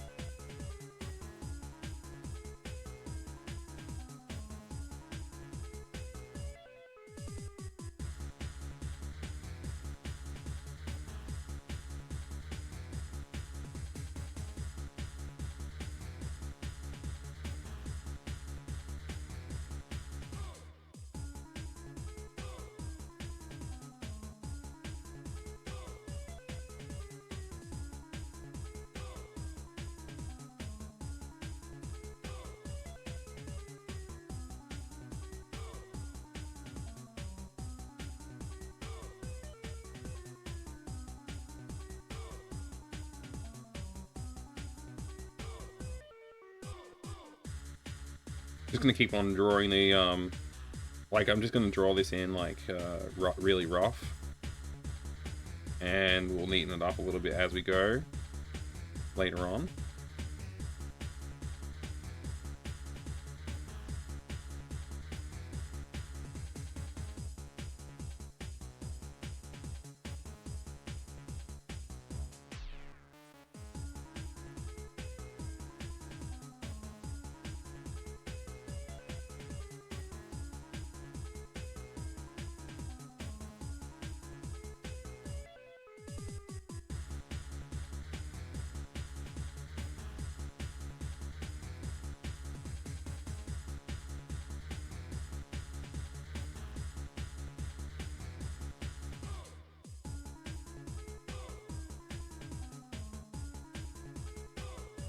Okay.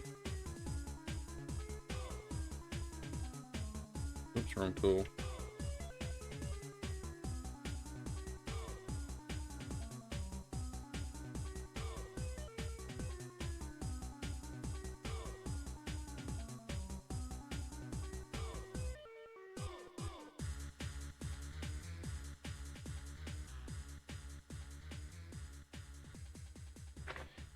All right, we keep working on this. We keep working on this.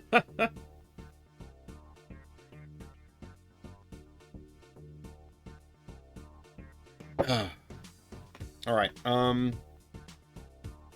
Where are we at? I don't know. Nobody knows what's up.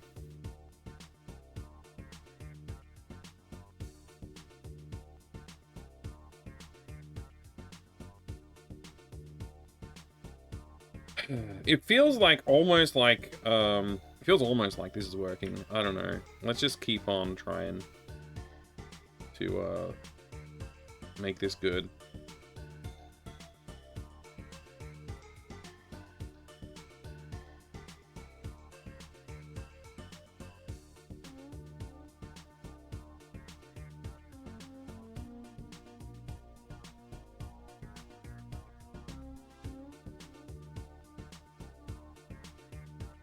I'm trying to put my head into the game here. Like, what's up with these walk cycles, right? So,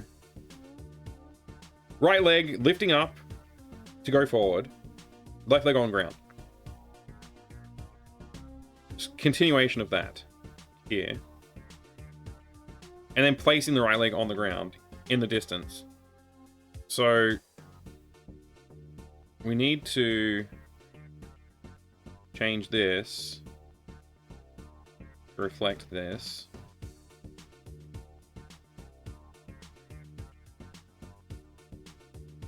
Actually, let's just let's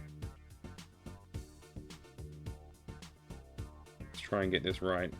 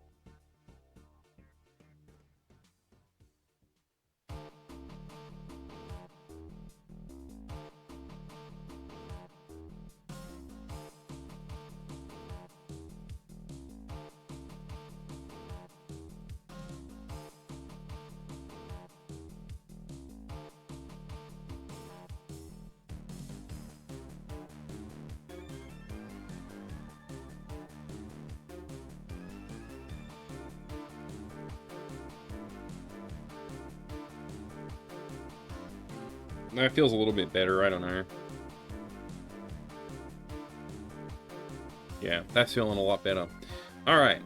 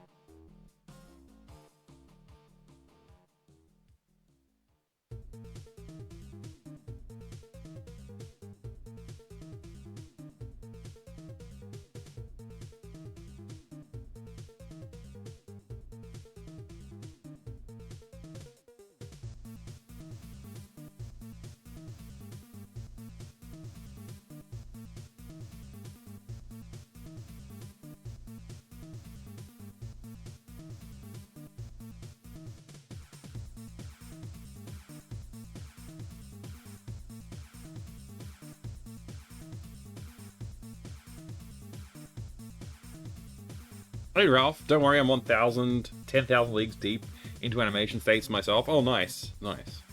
Mike, ever watched Grundislav here on Twitch? No, I've never had the opportunity. Grundislav freaking streams at like 3 a.m. my time, and I've never had the chance to drop by when he's been streaming. It's very annoying. I would love to see Grundislav live, but yeah, unfortunately, no. I would actually like to connect with Grundislav. It'd be fun to talk to them, I think. I want to try and get them on, when I do the DevCon, I want to get him on the panel for talking about AGS and like adventure game stuff, because that's gonna be cool. The DevCon's gonna be great when we do it. It's gonna be great. Obviously, we're not doing it right now. We haven't no immediate plans for it. But when it gets scheduled and things start happening, it's gonna be awesome. Okay, how do I undo like literally everything that I just did? I'm using the erase tool? No wonder I'm confused.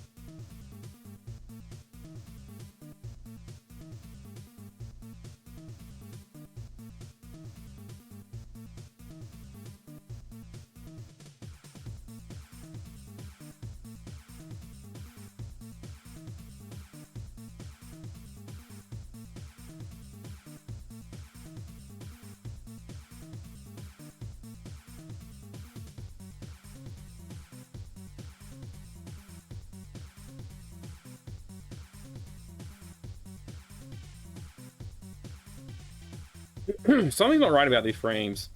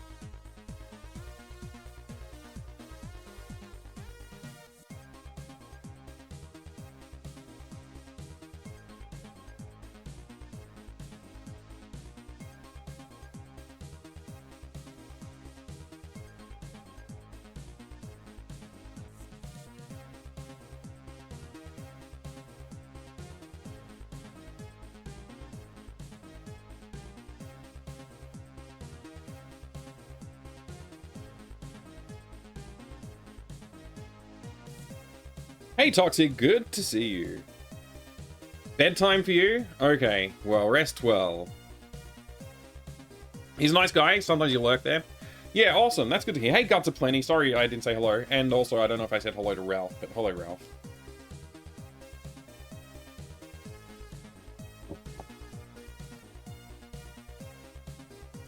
I probably said hello to Ralph earlier, but I just forgot. Anyway. I'm just going to assume that everything's going to be perfect, just like it was when we did the walk up, the walk down screen cycle. So let's just, let's just go for it. You know what I mean? Let's just go for it.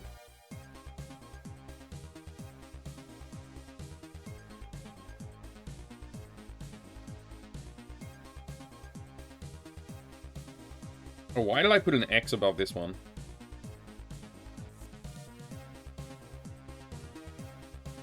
Oh, the head.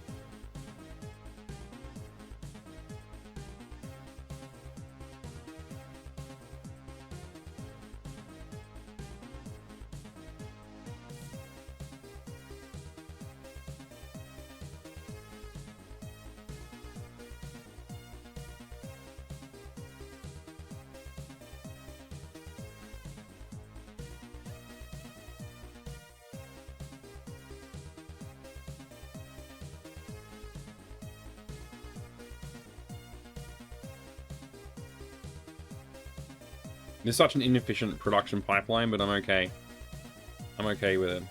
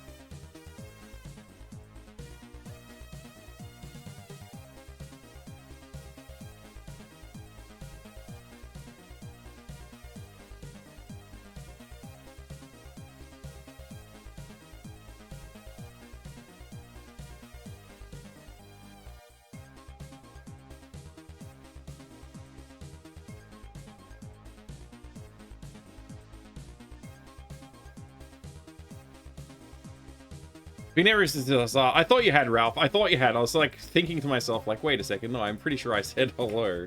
But okay. It mostly been lurking. Okay. Doing some animated sprites. Yeah, you mentioned you were doing animated sprites. What are you working on? If you don't mind me asking. You should check out Pixelorama. It's a pixel art specific drawing program that has decent animation tools, better drawing tools than Aseprite. But I use Aseprite to line up the frames and do some corrections. Yeah, so I want something that's like, I basically just want to add animation, onion skin, and animation export to GIMP. Like, I don't really need, like, pixel art specific tools. Because, like, this already does fine at pixel arting.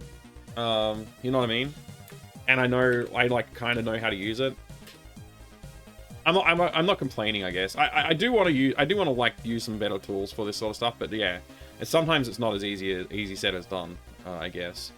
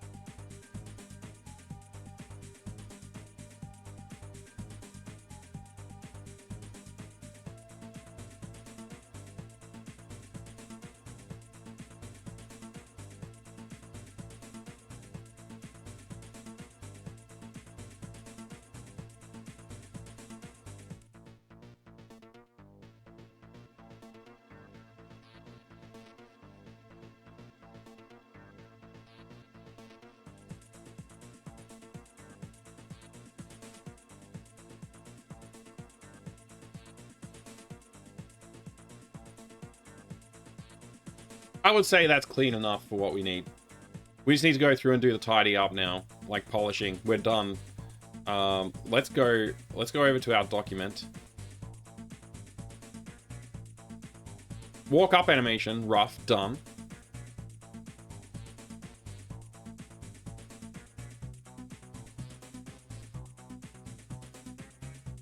Yeah, there's some floating pixels. We can deal with that. I don't think there's anything like too egregious. It's like just like next to the feet, right?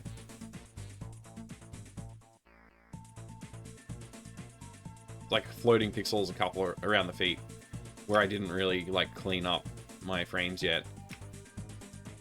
Yeah, this is by no means done. I'm just saying like the rough frames look good enough. Like the speckly stuff that's popping in and out is fine. That's on both of them because I just like, you know, whatever. I was really rough and dirty with them, but yeah, we can tidy that up. Tidy up all the animations is the next step. Let's go back to our document and see where we're up to. To clean up basically all the animation. Just general animation cleanup should be really what I say, but clean up, walk up, walk down, clean up, walk left. I've clicked off. I've clicked clean up, walk left, but it really we haven't cleaned up walk left or right. So I'm just gonna say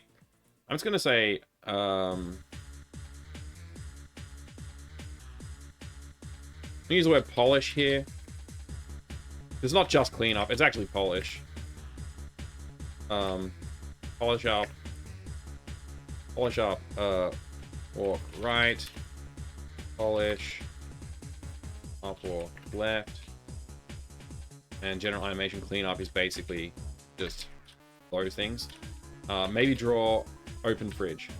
Maybe just to get away from animation for a minute, we'll draw the fridge. We'll consider drawing the fridge. We'll consider drawing the fridge. I think that's a good idea.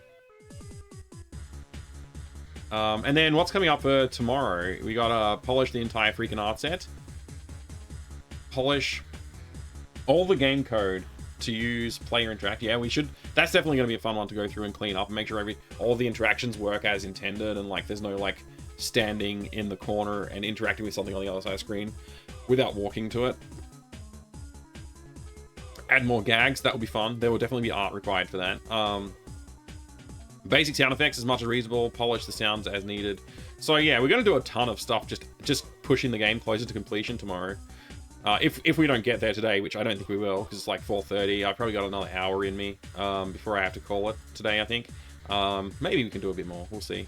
Design an intro and outro scene, create a basic art for both. Right, the intro, outro scenes. Clean up art for both. Yeah, okay. And then day 15, review the entire game. So we're really close. This is basically the second last day of like full production, and then the rest is just like finishing off the game, cleaning up things. So, good. Yeah, let's take a look at the fridge opening animation. We might as well have a look.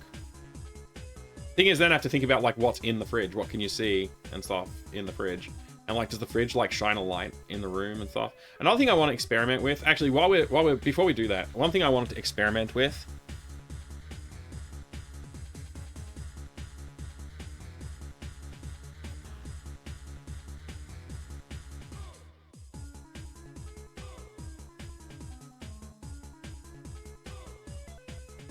See how there's like the light from the lamp?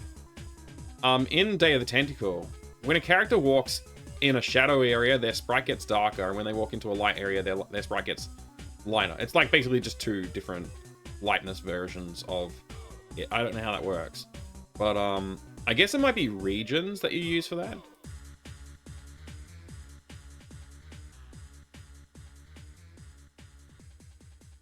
It's like if I wanted to have a region for my character to be well lit. Oh wait, I gotta. Yeah, light level 100. Tint color. Yeah, okay. So this is how you do it. This is like regions is how you do that. I was wondering.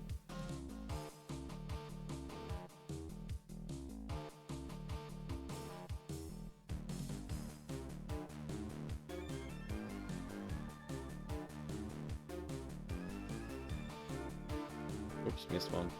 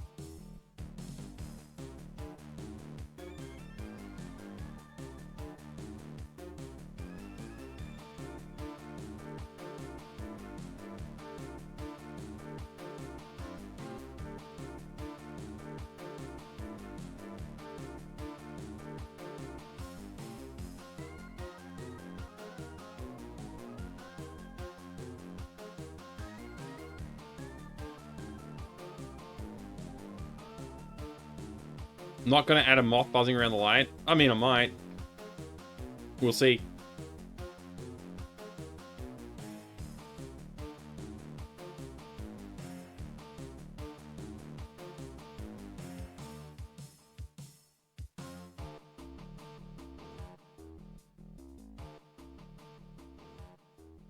Yeah, okay, that's a cool effect. I'm gonna leave it. I'm gonna leave that in. It's not like, it doesn't logically make sense, but it like makes sense kinda. So I'm gonna leave that in. That was fun. That was good. Good little diversion. Next diversion would be back over in Artland. We're gonna do some cleanup. Well, maybe not cleanup. We're gonna play around a little bit. I'm gonna play around with maybe considering a fridge opening and shutting frame.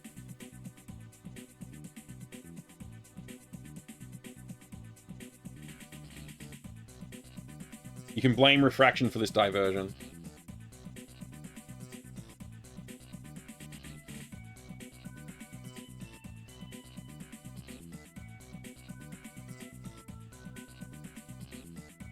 Can't wait to get back to Return to Monkey Island. I'm not even that far into the game. It's a fun game, actually, yeah. It's good gameplay. Photoshop for color editing and sharpness, Clip Studio for animated scenes, GIMP, Pixelorama, A-Sprite for sprite work and sprite animation. Jeez. Yeah, it's like somebody needs to create like a decent tool again. There hasn't been a decent tool for pixel art and animation since like Deluxe Animator in the 90s.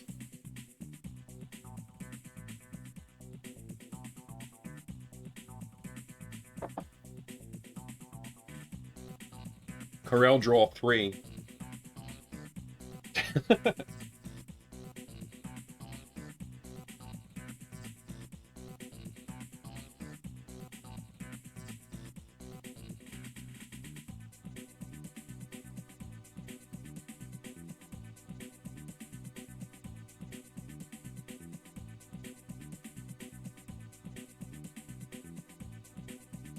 The problem with opening up the kitchen is like I want to fix a lot of stuff in the kitchen, and so like I'm looking at it like, oh my gosh, everything's wrong, you know.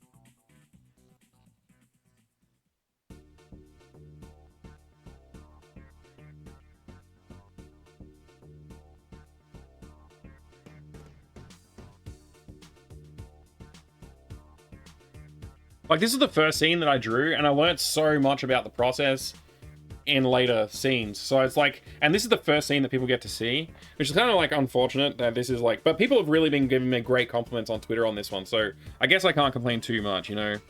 I guess I'll live with it. I guess I'll live with it as it is.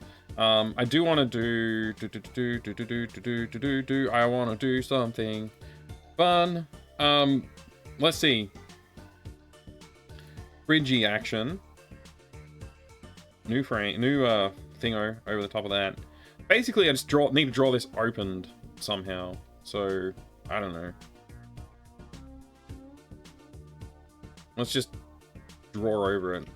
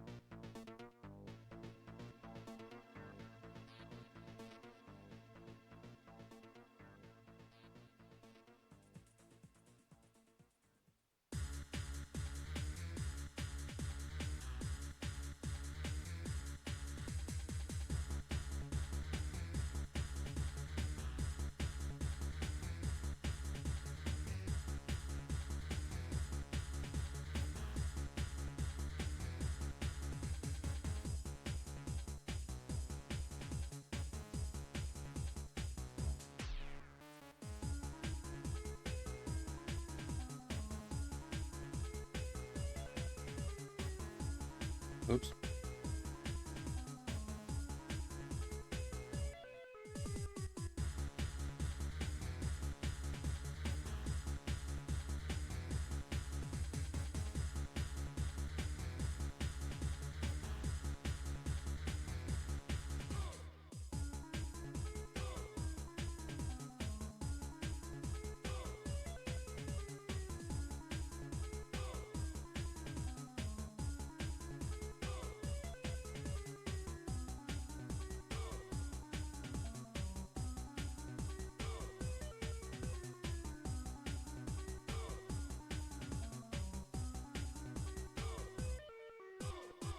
Looks great. Really does have the spirit of Day of the Tentacle. Skew perspectives, colors. Looks really good. Thank you. Thank you. This game needs a nasty pixel hunt. I'm working on it, Pi. We'll get there. You better put some sausages in the fridge. No.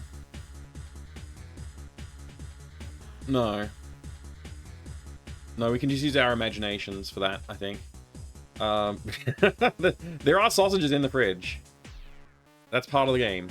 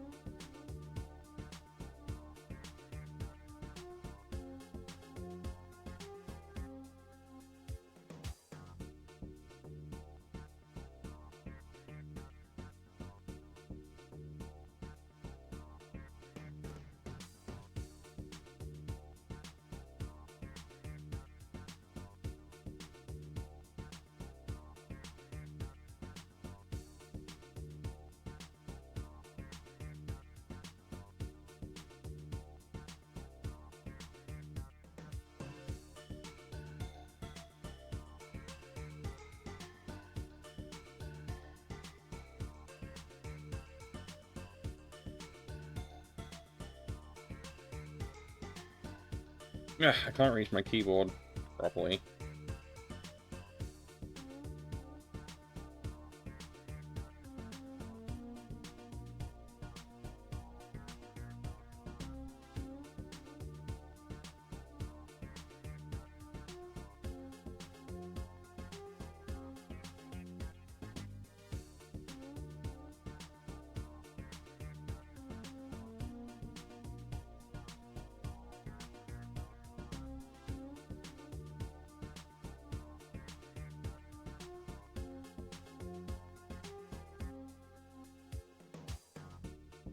Hey, Mlem Master Gregor, welcome back.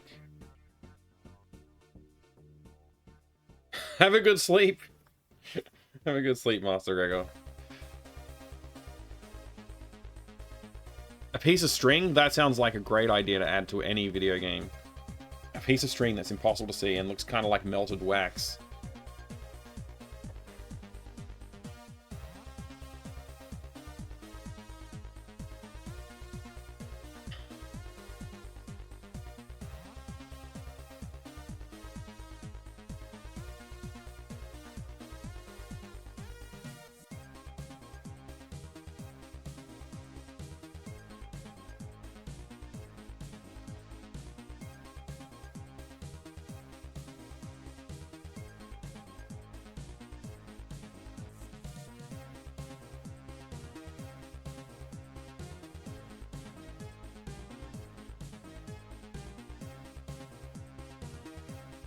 It doesn't appear as any more coal can be broken off.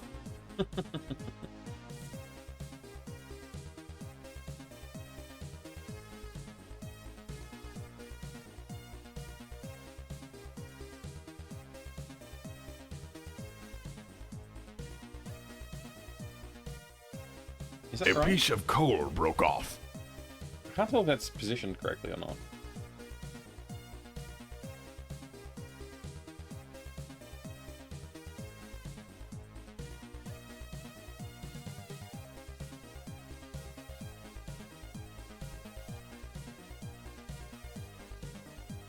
I think that's about the right spot. Visible, false. Name. Oh, fridge. Clickable, false.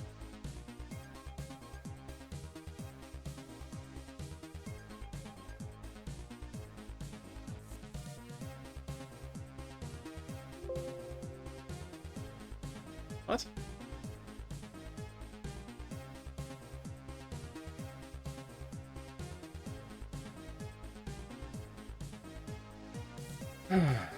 um...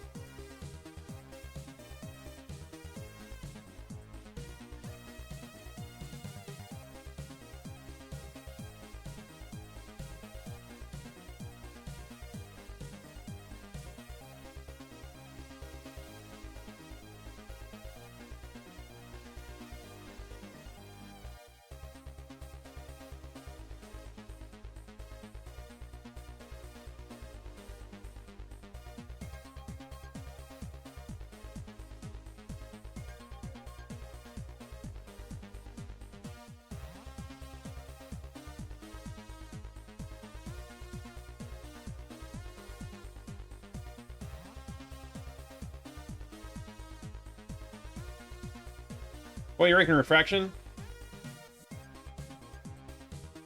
Opinions?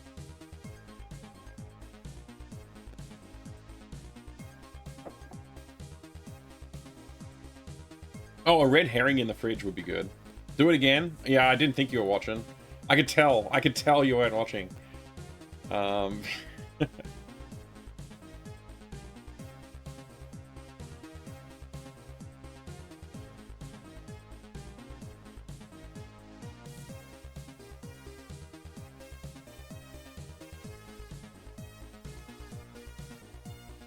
How's that? I think my, there's like something up with the frames for the, opening the door. Like, reaching for stuff. Like, the character takes a little, like, it shifts back like a couple of pixels. Like, what is that, like 3 or 4 pixels back?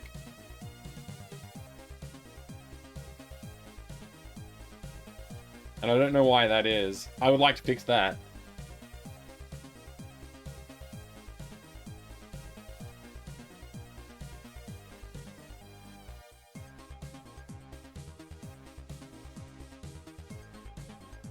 Stretching time.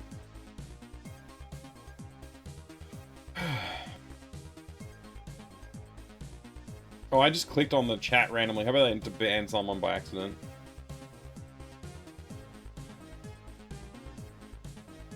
Might need an extra couple of pixels to the right of the frame. Maybe, I don't know.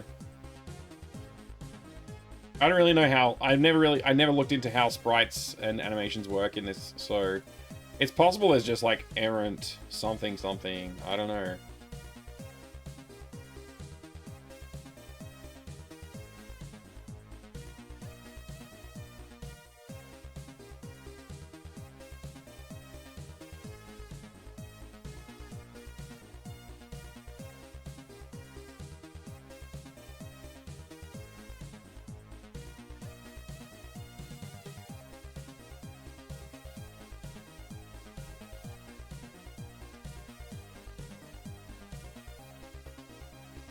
There's nothing I can say in here to say, like, give me an offset or anything like that.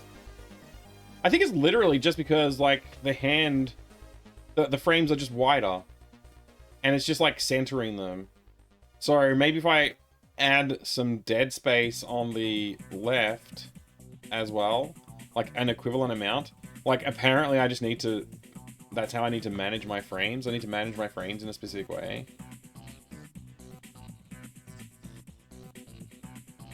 It's really dumb, though. I think, did I crop my... I don't remember if I cropped all these frames. I don't think I did. So... I don't know.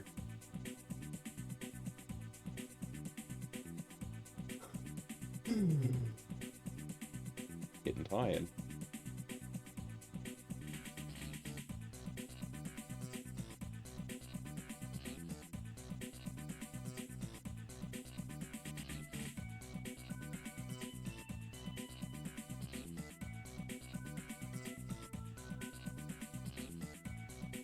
Yeah, I just cropped them down to like these are all the frames, right? And I exported them individually. I don't think it's reasonable for me to expect it to do what I expected it to do, but I do think it's reasonable for me to expect that I could have a positional offset value on each frame in the editor here, and there doesn't seem to be one. It's got delay, flipped, image, ID, sound. Doesn't seem like there's a way I can, like, modify the padding of the frame or something like that. What if I right-click? Yeah, no, it doesn't seem to be there. What if I double-click on it? Is there a thing I can do here? Open File Explorer at Sprite Source. Copy sprite to clipboard. Export sprite to file. Show usage, assign to view, crop sprite edges symmetric.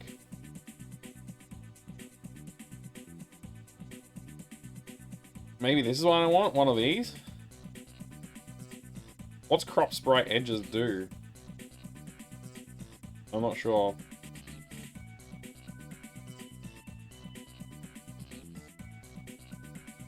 Alright, at the moment I don't care, but it's something I'll have to do later. I'll have to do something about that later on. I mean, all I should have to do is just, like, figure out how many pixels I need to add on this side, I guess. I don't know. I guess if I just was to flip it, when I flip it, it should look like the character's center is staying centered, you know? So I do image, transform, flip horizontal. It needs to not jump to the other side of the frame kind of thing. That's probably what I need to do, is just get enough padding that way, and then I can export the frames again. Seems silly to have to do that, though. But I get it. I mean, it'd be nice to have just an integer that I could say X offset, Y offset for that frame, and it just, like, does it. But, you know, whatever.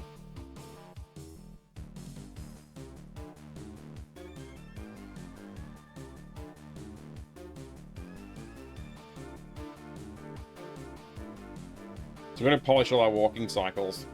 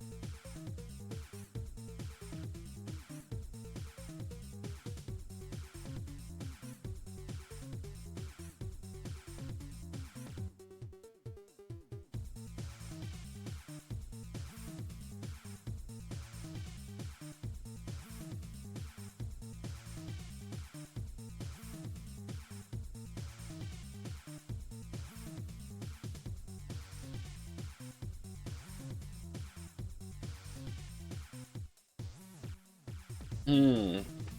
If there's an offset, if there's no offset, might have to export them uniform square frames. Yeah, that makes sense. I only do that because some engines don't have offsets, and if you do a dynamic animation, you have to set each individual frame chromatically, which is stupid, but it's the age we live in.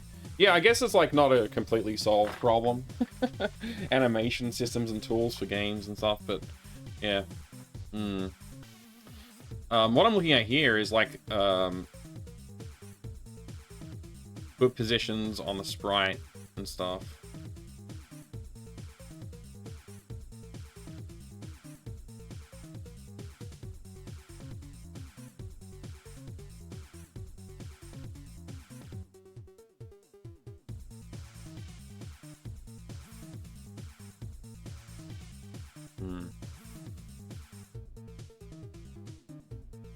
And also the torso position here seems to wobble back and forth a bit.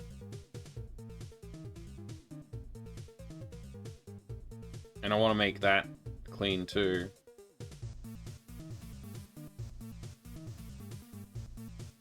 Oh, concerns. Many concerns. Many concerns.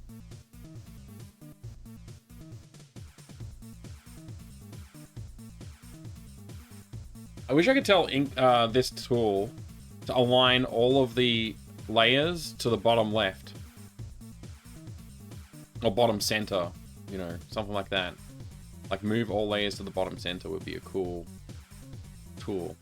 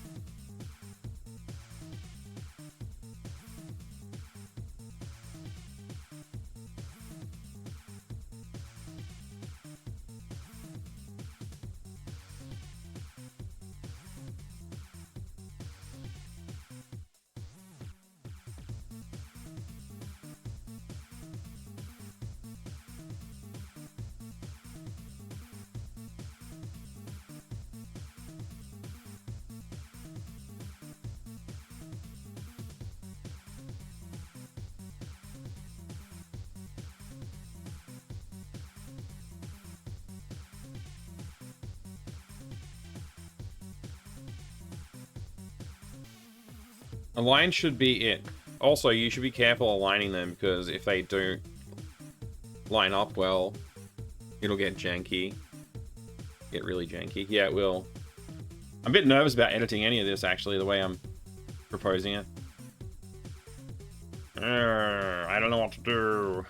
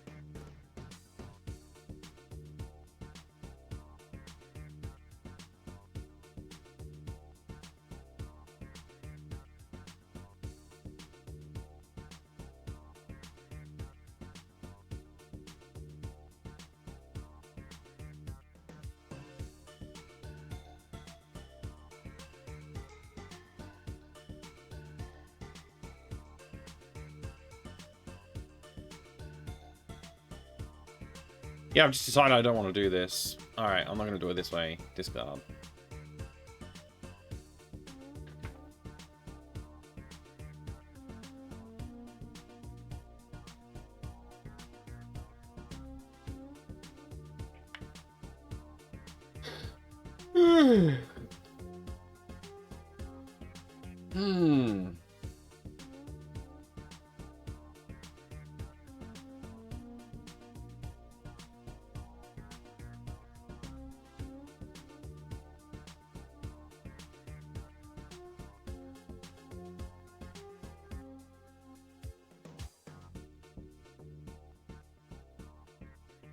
Honestly, I'm not even sure what to do at the moment.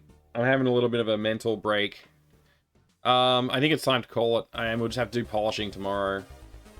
Tomorrow's going to be a bit short, about as short as today was, as well. I was planning to do big streams today and tomorrow, but I think it's going to be... I'm going out with family tomorrow morning, so I'll probably get started around about the same time as I got started today. So we may get through all the polishing of the animations tomorrow. I really just want to tackle this, though. Like, I really just want to get this done and call it a day, you know? Like, look, honestly, the animations, like, I just need to clean up some of the errant pixels, change the thicknesses of the legs, make sure the hands are actually drawn where they're supposed to be drawn. Like, in most of these walk cycle along the top there, you can see the hands aren't actually going into the pocket, they just cut off at the belt. So I just need to make sure that the hands actually are in the pocket. And like the legs are too, the legs are way too thick from this side profile, especially the rear leg. Somehow I made the rear leg like really thick when I was sketching this out, and never really went back to clean it up. These ones actually I kept a lot closer to where they should be, so there's probably only a few errant pixels around here that I need to tidy up for the legs, thickness wise. And there's obviously some stray pixels, and I probably want to clean up like the shapes of the feet and stuff like that. Just like get those details just a bit better. I would love to go through and do some hair movement for walk cycles. It's going to be pretty subtle, and I don't think you're going to notice it too much, but hopefully it comes through, and some people will notice it and appreciate it. Yeah, the rear view of the walk cycle is pretty terrible, honestly, but it works fine in the game. Like, I don't love it, but it's good enough. I just need to... There's a lot of dirty pixels I need to clean up in this one. So I'll just do that in this file. I'll just do that in this file. And I'll also do the walk cycle ones as well. And I'll just do the same export technique that I have been doing, which is time consuming, but it seems to work. Yeah, a little bit of cleanup on the left and right views. They're actually fairly clean. There's just a little bit of cleanup required there.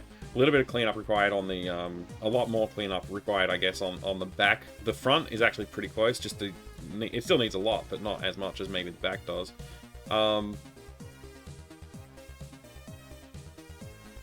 In theory, I could just knock this out. Maybe I'll do it later tonight. I don't know. We'll see. I'm gonna go do some stuff, veg out a bit, get prepped for tonight's stream, and we'll see what's up tonight.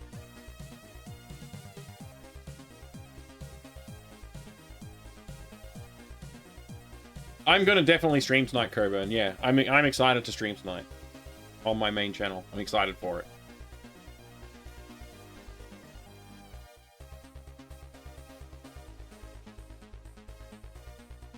All right. In the meantime, I guess I should save my work.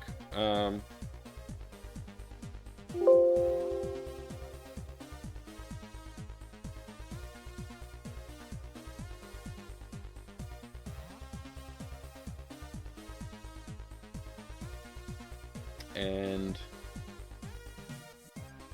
save this. So yeah, the fridge opening is a good addition. I'm glad I did it.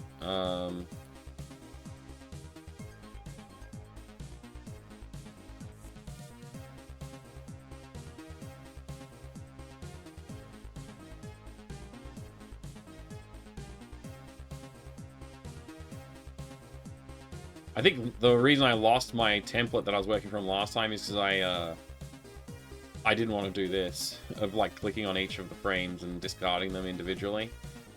But if I do it this way, then I can be careful and make sure that I'm not discarding something I wanted to keep.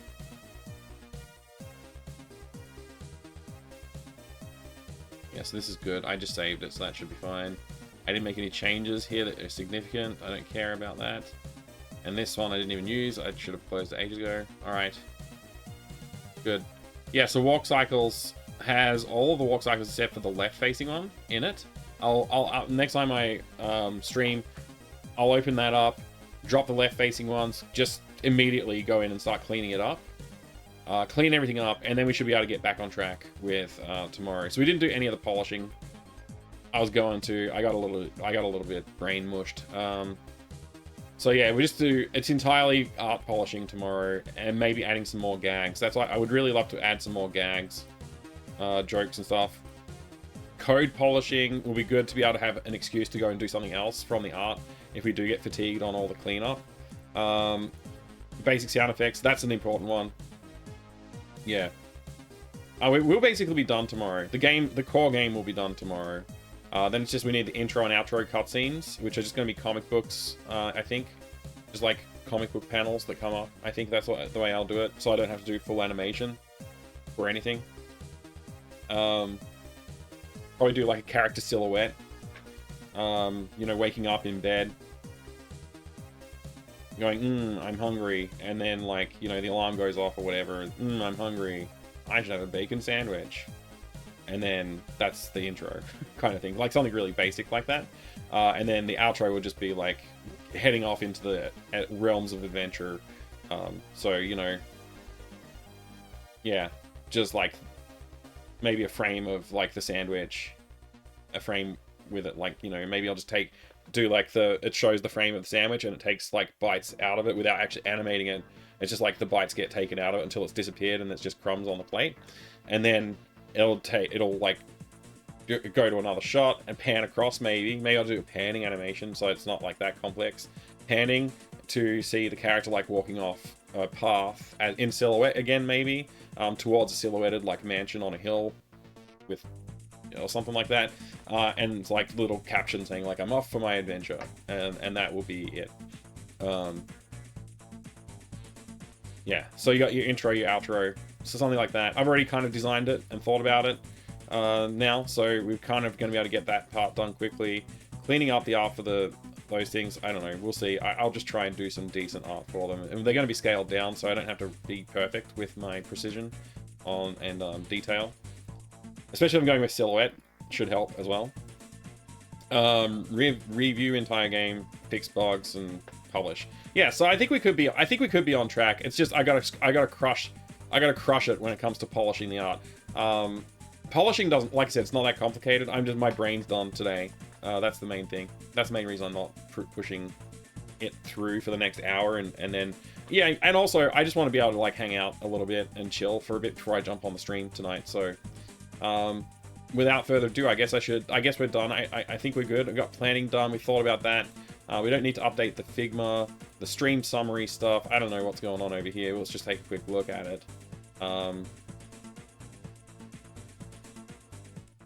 Yeah. I guess this is fine. You have a good one too, Dr. Zero. I don't think there's anything else to look at here. I think we're good. No new achievements today. Pretty sure. I still can't raid anybody because the channel's not old enough yet.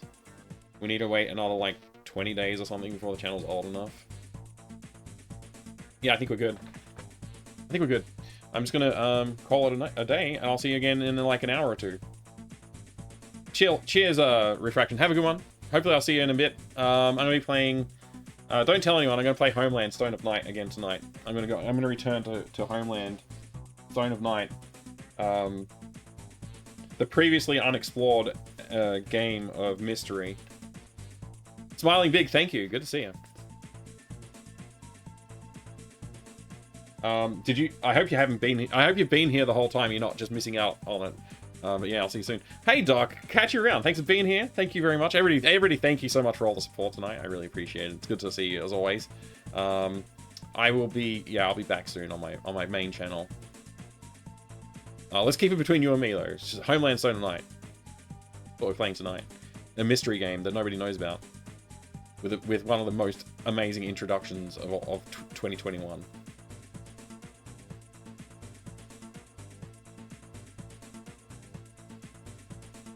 We beat Gabriel Knight last night. Yeah, it was a long stream, Coburn. So yeah, good luck catching up on it. I ended up like going to look at hints and stuff like that. I got really frustrated with the game toward the end. Anyway, that's it from me, everyone. How many more hours? I don't know. It was like, I don't know. I was up until like 3 or 4 a.m. It was a really late night for me. So yeah, it was pretty rough. You crashed around 1:30? Yeah, so it was like another hour or two on top of that. Probably. Somewhere around about there. But yes, I think that's it from me, everybody. So I'll see you again soon. Thanks very much for being here. Again, I can't rate anybody, so I just want to say thank you for the support. Thanks for being here. It's always a pleasure, and I hope you have a wonderful couple of hours between streams. See you soon. Thanks, Old School J. See you soon. And I appreciate that. I appreciate that. That's very kind of you to say. I'm looking forward to seeing the game done. Honestly, seeing the game done is going to like make my day. Make my year, actually, so far. Like, it'd be the best thing that's happened to me this year, probably. Finishing up that game and publishing it. So hopefully when I publish it, it gets a decent amount of attention, and people actually play it. Because it would be sad if I put all this work in and 3 people play it. We'll see. We'll see. Thank you very much, everybody. Good night.